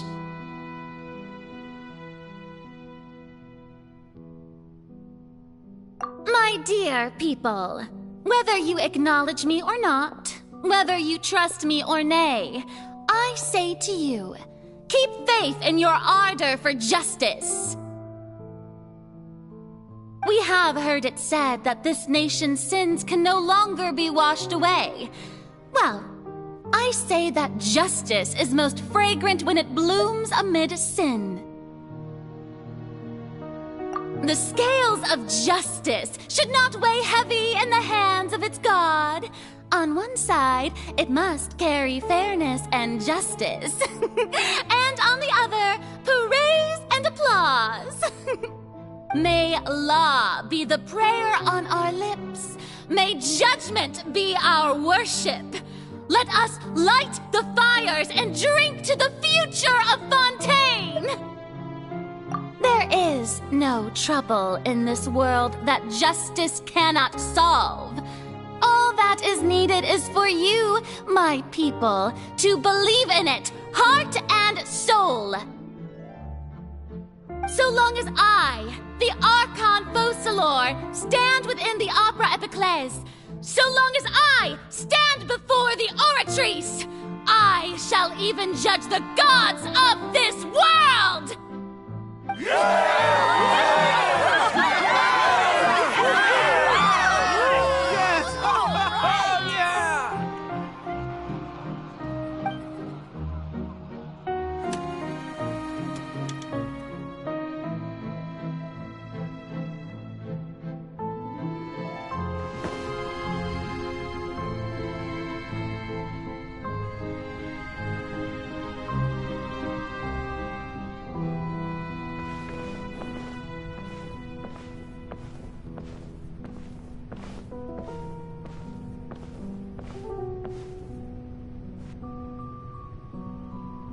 Lady Farina, here are today's case reports, as well as a summary of the follow-up for your perusal.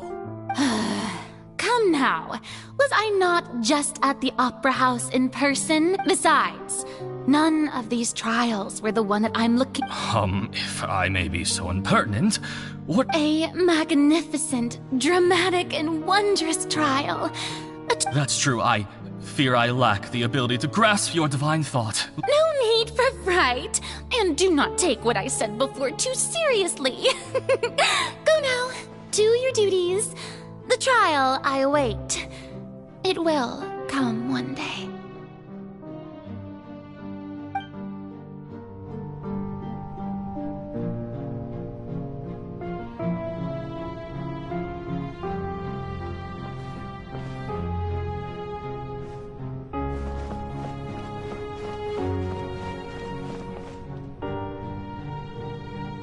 Lady Farina, I don't know what to say.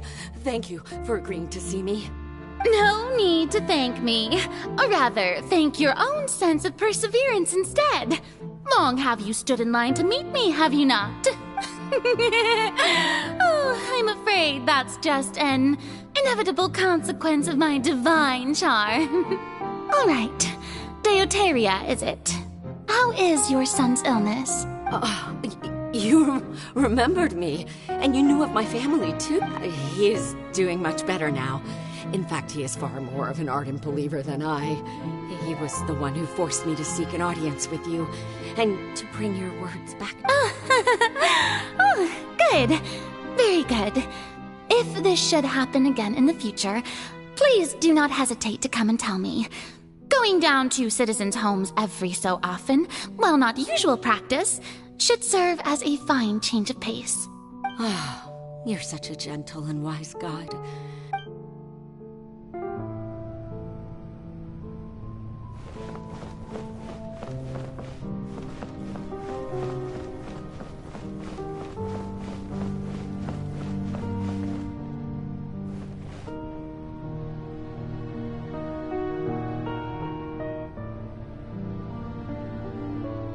Lady Farina, here are the latest hydrological reports.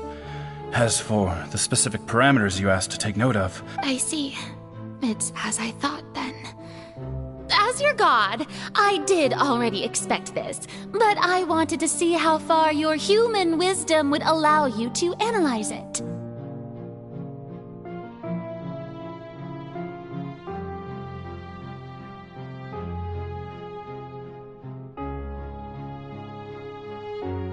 All manner of signs indicate that the prophecy will still come to pass. Forget it. Well, as I understand it, the Fontaine Research Institute is also trying to find a way to counter the rising water levels. Really? I'm afraid that they haven't found... Oh, is that so? Well, no wonder. This issue has reached the realm of...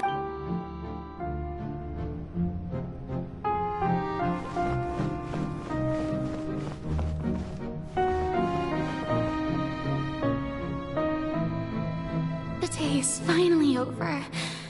But it's good to see that everything's getting on track. Maybe this is fine. All right.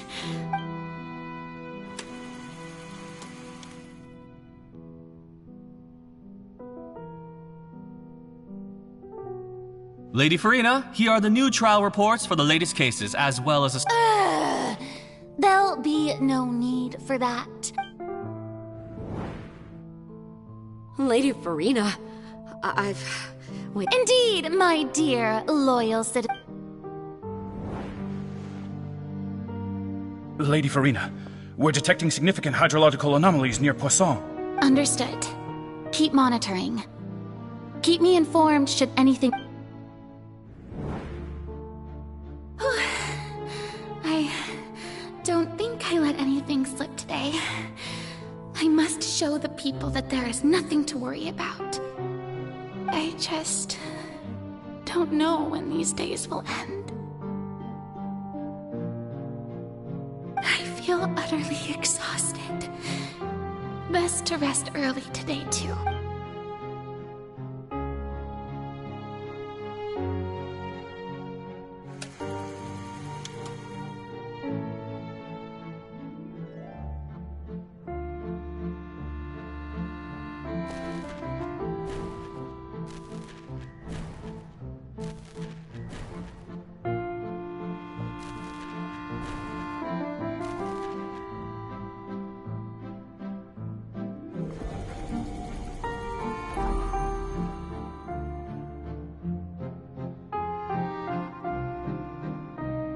Lady Farina, it's like I've heard that the first member of our family who was honored to receive an audience with you was Madame Deoteria.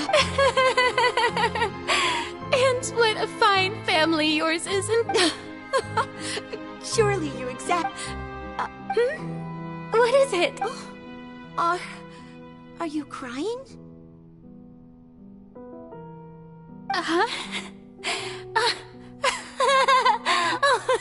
Really now? I didn't even notice. This must be the overflow of hydro from my person. Well, can't quite help being the god whose dominion is the waters, can I? No wonder. No wonder. A manifestation of your power, then. Oh, Archon, I am honored to have witnessed it. Honored indeed.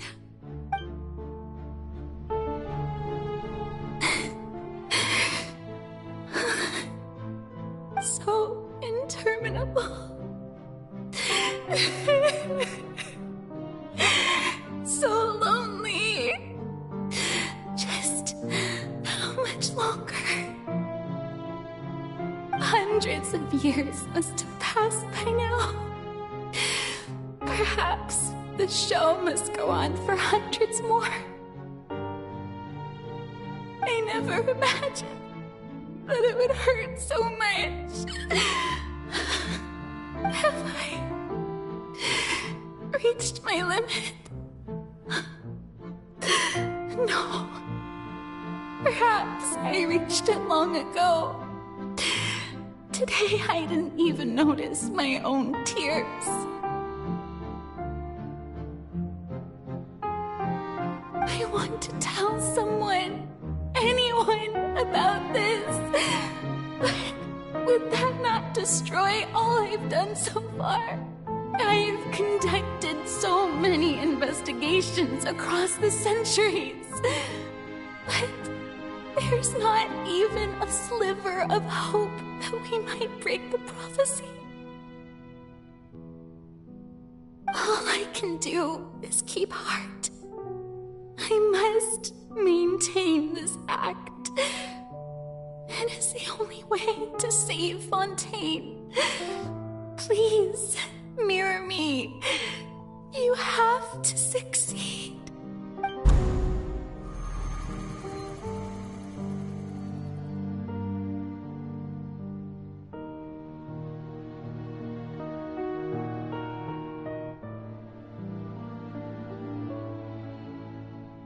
Farina, you don't have to shoulder this burden alone.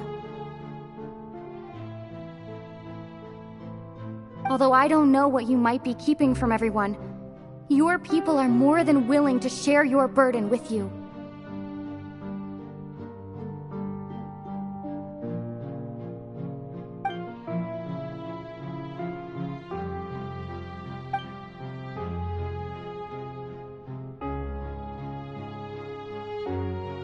Share my burden.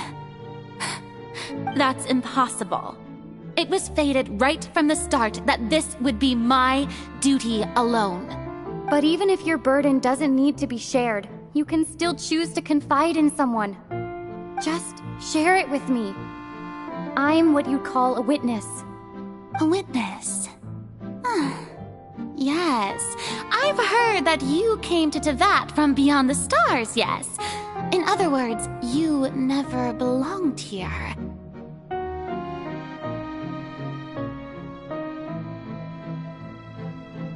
And if Tevat is, in its entirety, a show on a stage, then you're just a spectator, aren't you? If that's the case... She's right. I could confide in her, couldn't I? But if things don't play out as expected, the people of Fontaine will be the ones to pay the price. No, Farina. You shouldn't be selfish. But what if it's really alright? Farina, you've worked so hard for so long. Surely it would be okay to put yourself first for once. Jeff, is it such an outrageous thing to do anyway? To find someone in whom you can confide your frustrations and sorrows? Surely it could not hurt. If you let this opportunity slip through your fingers, it might never come by again. Think about it long and hard.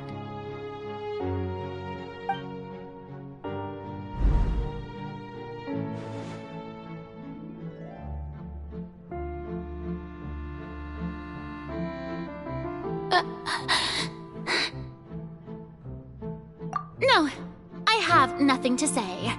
I am Farina, the Archon of Fontaine. Everything will surely get better.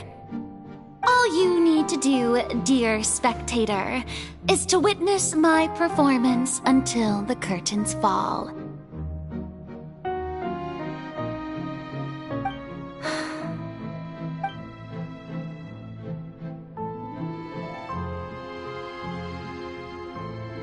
Fine.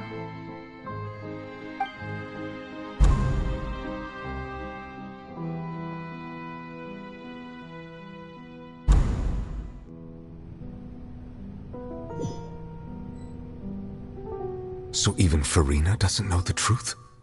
You've never once let her in on the full plan? Yes, it had to be done. To deceive the heavenly principles, you must first deceive yourself.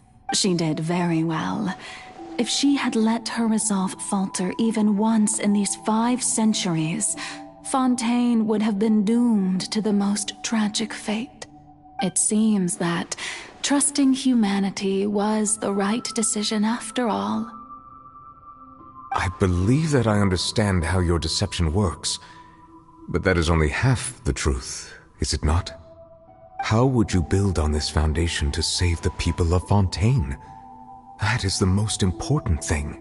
Ah, good. Of course, the Iudex of Fontaine has pinpointed the crux of the issue. I'm sure you've long sensed that the Oratrice is no simple machine, yes? I've always suspected that it had its own consciousness. And Lenny did mention that he heard a human voice within the core chamber. It now seems that that person was you, hidden within the machine all along. Am I right? And then I became one with the Oratrice, taking Fontaine's gnosis with me. Yes, it would seem so, wouldn't it? Alas, your understanding of this device still lacks sufficient depth. In truth, it is no enactor of justice. It is, in fact, a device created to kill the god of justice.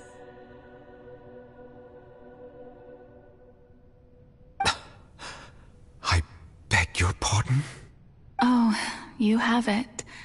And to be more precise, not only will the Oratrice take down the god of justice, it will also take down the divine throne upon which she has been placed. I mean, did you think I would be the sort to enjoy peaceful repose while Farina suffered? My work over these last 500 years has been to constantly accumulate indemnitium within the Oratrice. But really, some have already discovered that only a small fraction of the energy generated by the device was ever used to provide power to Fontaine. The vast majority had to be, accumulated to an— It was all a part of your plan then? Both the trial and the sentence? Indeed. This power, accrued over 5 centuries, could have sustained Fontainians for millennia, had it only been used for that purpose. Almost all of it has now been stored within the Oratrice.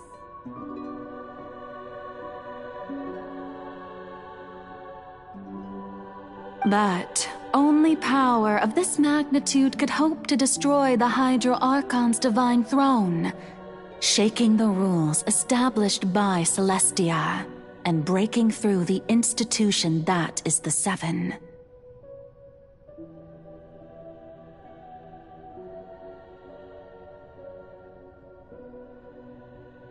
So the Oratrice's call for death was for neither Farina nor Focalor, but for the Hydro Archon. The destruction of that divine throne. If I do not misunderstand your intent, you must be... Returning what's rightfully yours to you, of course. In other words, this was all done to return the authority of the Hydro Archon to the Hydro Dragon of this planet. But...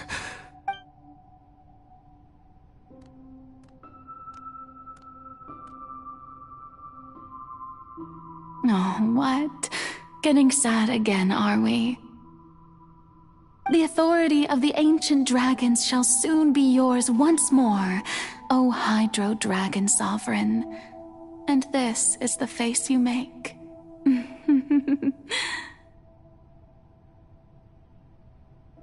All you've done throughout the years is just so you can sacrifice yourself at the very end.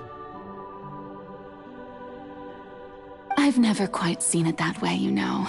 Even now, I'm quite pleased at how well my deception worked.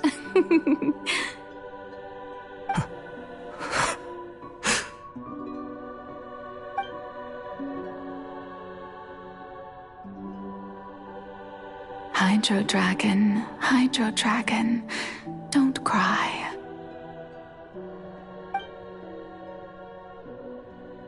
I must say, had it been within my rights, I would have loved to judge the heavenly principles themselves. Were they not guilty of essentially the same crime? Egeria stole the power of the primordial sea, and the heavenly principles stole the power you ancient dragons possessed. I, for my part, am the god of justice. And is it not just that your original powers should be returned to you? Speaking of justice, I have always believed that justice lies in the process of pursuing human existence itself.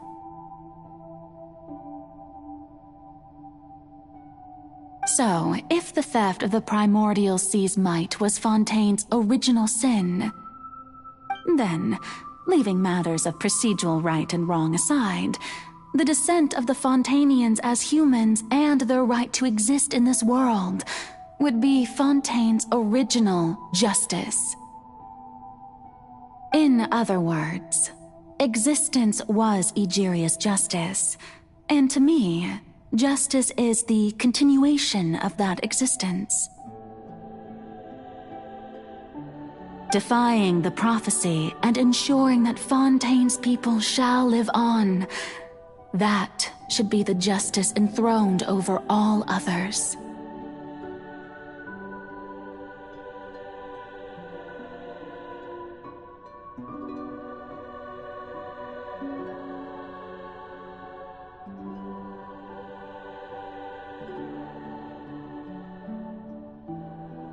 At this point, we, whether it be myself or all other Fontanians, have shouldered the burden of this sin for far too long.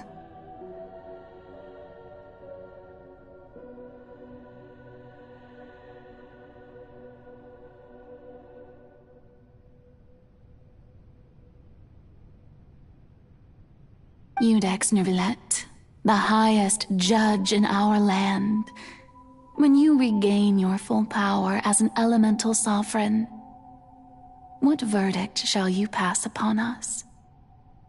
So when I was invited to the court of Fontaine to serve as Iudex, I see now that that was your idea too. At last, I now understand the true purpose behind this position. In the beginning, I was uninterested in human existence. But these 5 centuries of living alongside them have gradually brought about mutual understanding between us. And I have even attempted to feel as they feel. You are a devious one, Focalor. Things being as they are, surely you know that I could never declare them to be guilty.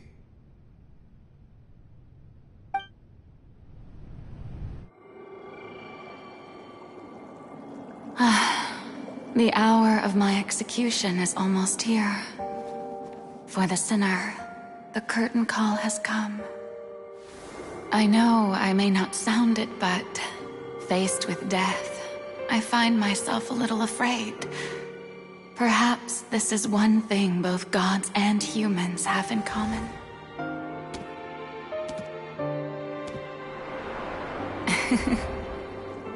Farewell, Nervalette. I hope you've enjoyed the part you played these 500 years.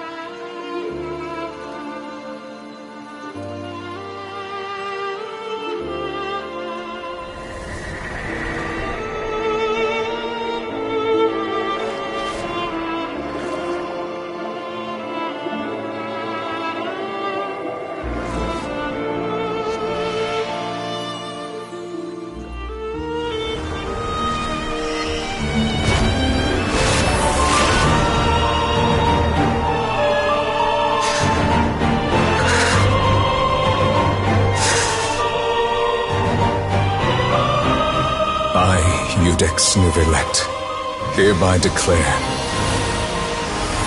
people of Fontaine, your sins are forgiven.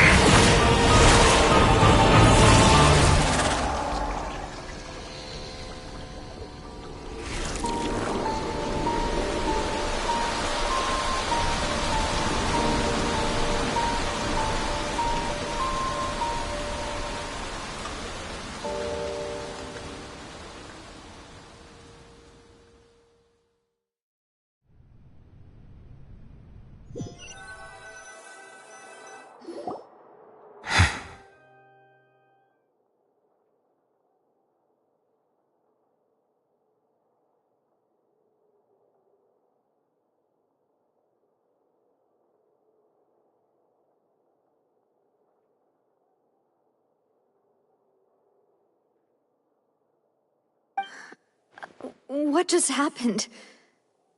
Has the death sentence been carried out?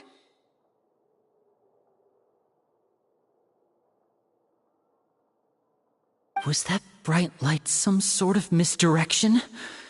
I have a feeling that something huge just happened.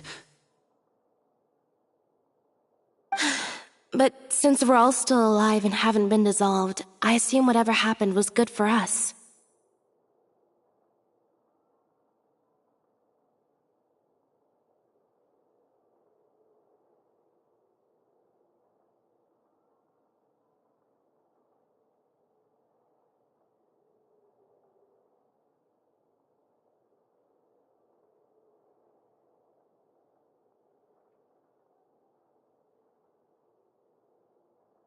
It's time to end this.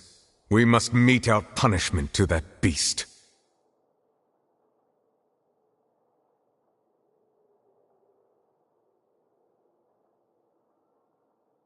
Didn't you say just a moment ago that it can't be defeated? I have gained the strength sufficient to deal with it. Through certain means, I now have the ability to separate the power of the Primordial Sea from that creature. We should seize the opportunity to pursue our quarry. Traveler, now that the oratories can no longer function, I require an executor to help me mete out justice.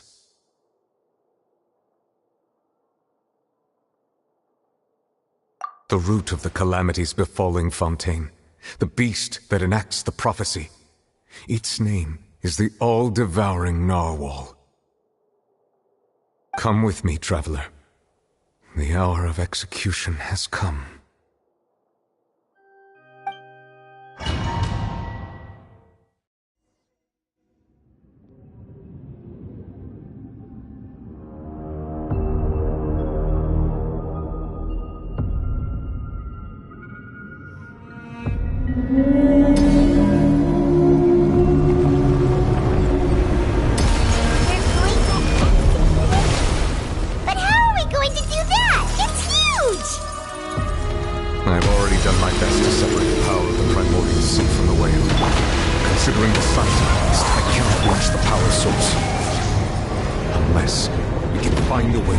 From within. I shall share a part of the ancient dragon's power. We'll look for an opening together.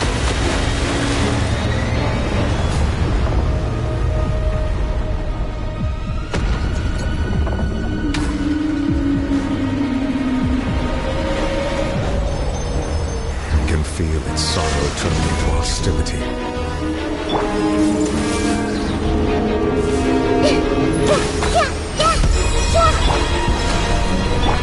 There is no escape! The wind knows me. Time to go.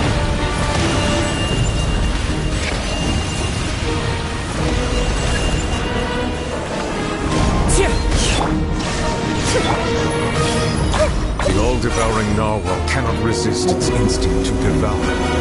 Continue to trigger its hostility. A chance will present itself.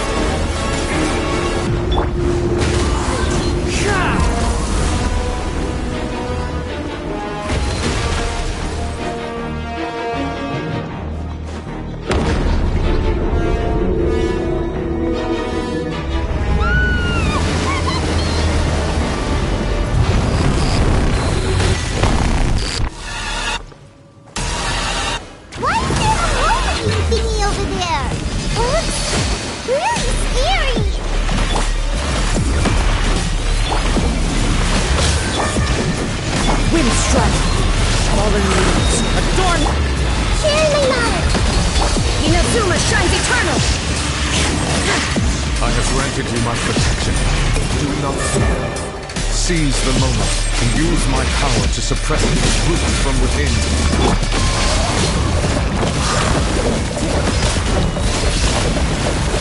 Grow! Illusion shattered! Allow me! Commit it to memory! Shine down!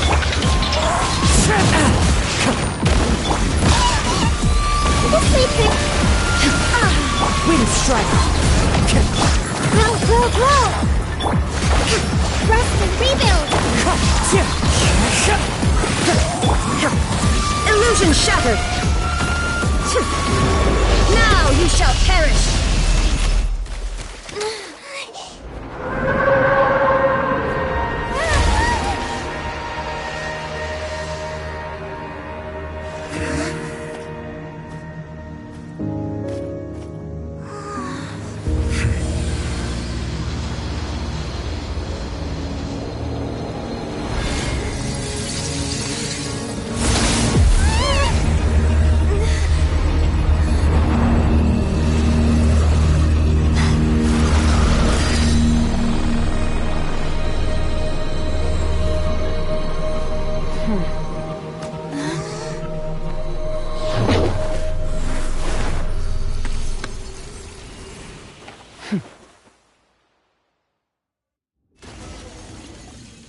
Thanks for helping with the cleanup. It should have been my job, but... oh well. It was just supposed to be a short private training session for me. I didn't think that my disciple and my master's pet would start brawling in the meantime. Well, actually, I had a feeling that it would happen at some point, but they bumped into one another earlier than I thought. What a blunder. I suppose I'll have to swing my sword 3 million times as penance. That power. Who are you exactly? Paimon has an idea. From what she said earlier, she must be Child's master. Skirk, right? It's just that he gave us the impression that she was the less talkative person. I simply did not have anything to say to the weak. But you, on the other hand, managed to defeat the all-devouring narwhal without using power from beyond this world. So you may speak to me as equals. I have to agree. It's a strange use of a planet's primordial waters just to raise an all-devouring narwhal. That kind of power is wasted on it. It's not cooperative. It eats too much. And I have more important things to do with my time than pet sitting. The only thing that creature has going for it is its looks. All in all, it fails as a pet. Miss Skirk? I think you might have missed the point. The point being? Well, being that this pet almost destroyed an entire nation. So what sort of person is your master? Well, Child's master's master. Wait, is that right? Oh, right. So you don't know him. Sorry, I assumed you did. His name is Sertologi.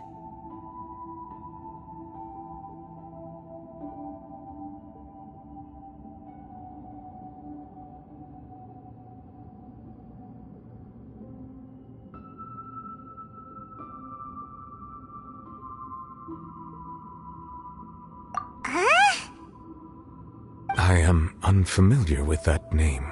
Huh. So Master isn't sufficiently famous. How should I describe him then? Have you heard of the name The Fowl? The Fowl? Still nothing?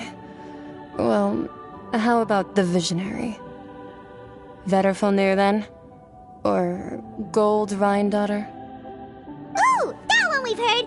Rhindaughter's part of the Hexen Circle. She's Albedo's mom, right? Oh, so you do know that name. To be honest, I also heard all of those names and titles from my master. I don't actually know them either. But I suppose you understand now, yes? My master is likely a similar sort to Rhindaughter. They are both pursuing some form of perfection. Wait! Didn't you also mention a visionary person? Paimon didn't quite catch their name. Actually, never mind that. I believe it expedient to inform you that the all-devouring narwhal used up nearly all its strength fighting you. Such roiling hydro energies will prove difficult for the planet's deep seas to digest. As such, the fontaine back on the surface has most likely been thrown into chaos. In other words, the prophecy that you've been fretting over should now be in full swing. What?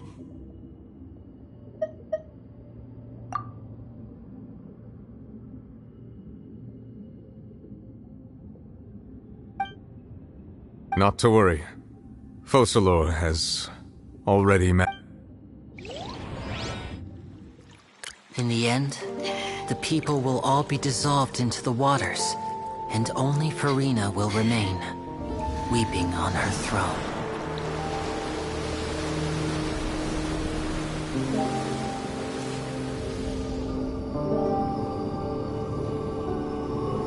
Only then will the sins of the people of Fontaine be washed away.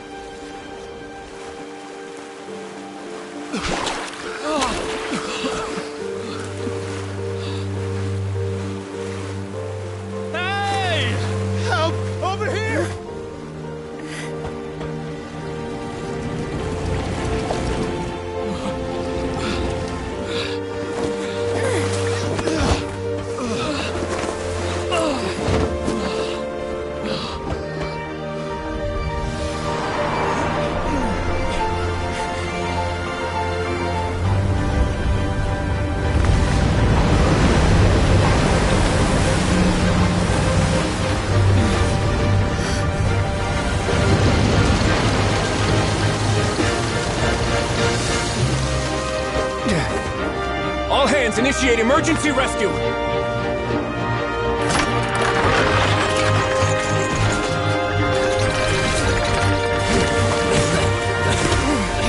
Hurry!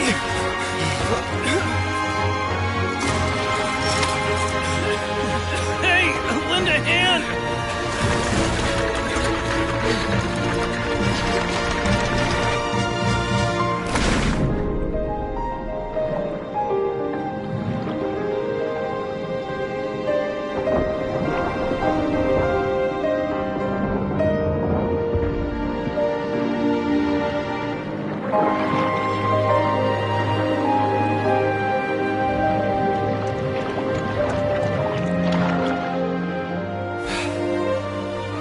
Look! The water's receding!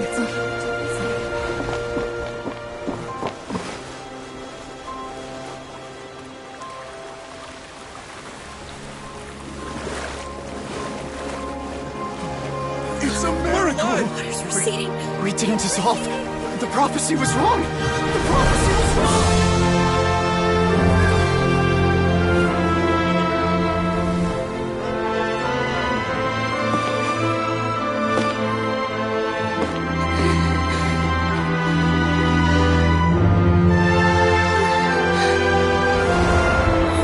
Are you right? Yeah. We're saved. The prophecy was wrong.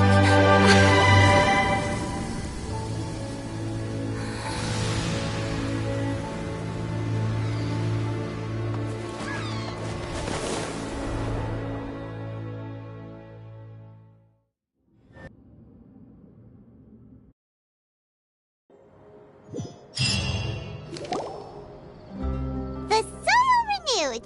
The Spina di Rosula attacks post-disaster rebuilding. I recently visited Poisson to meet with Miss Navia, spokesperson of the Spina di Rosula, and we spoke about Poisson's present and future. Old soil can still give birth to new bloom, Miss Navia stated. Hope is like seeing a small cookie when you're starving late at night. You just need a little of it.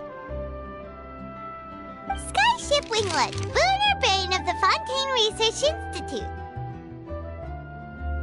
The various disputes that have arisen on account of Mr. Edwin have suddenly become a shield over the Institute, with Jurier turning out to be a once overlooked hidden gem.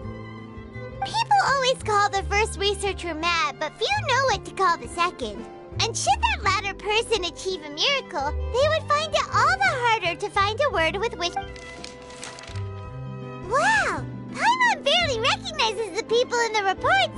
Are those really Jurier and Navia? They sound like real big shots.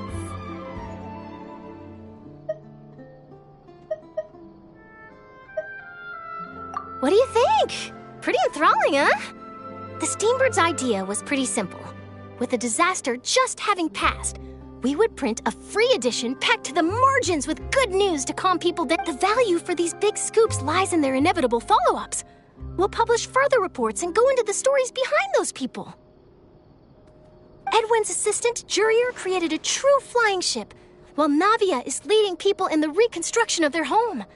I'm sure that these stories could draw even your well-traveled eye. Paimon's curious too!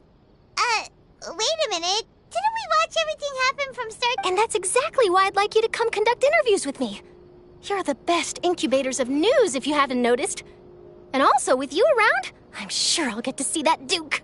Are you sure? Hasn't he turned you down several times? Oh, this time will be different. Come on, let's head to Poisson first, and then make a trip to the fortress. There are some things you'll only know when you get there.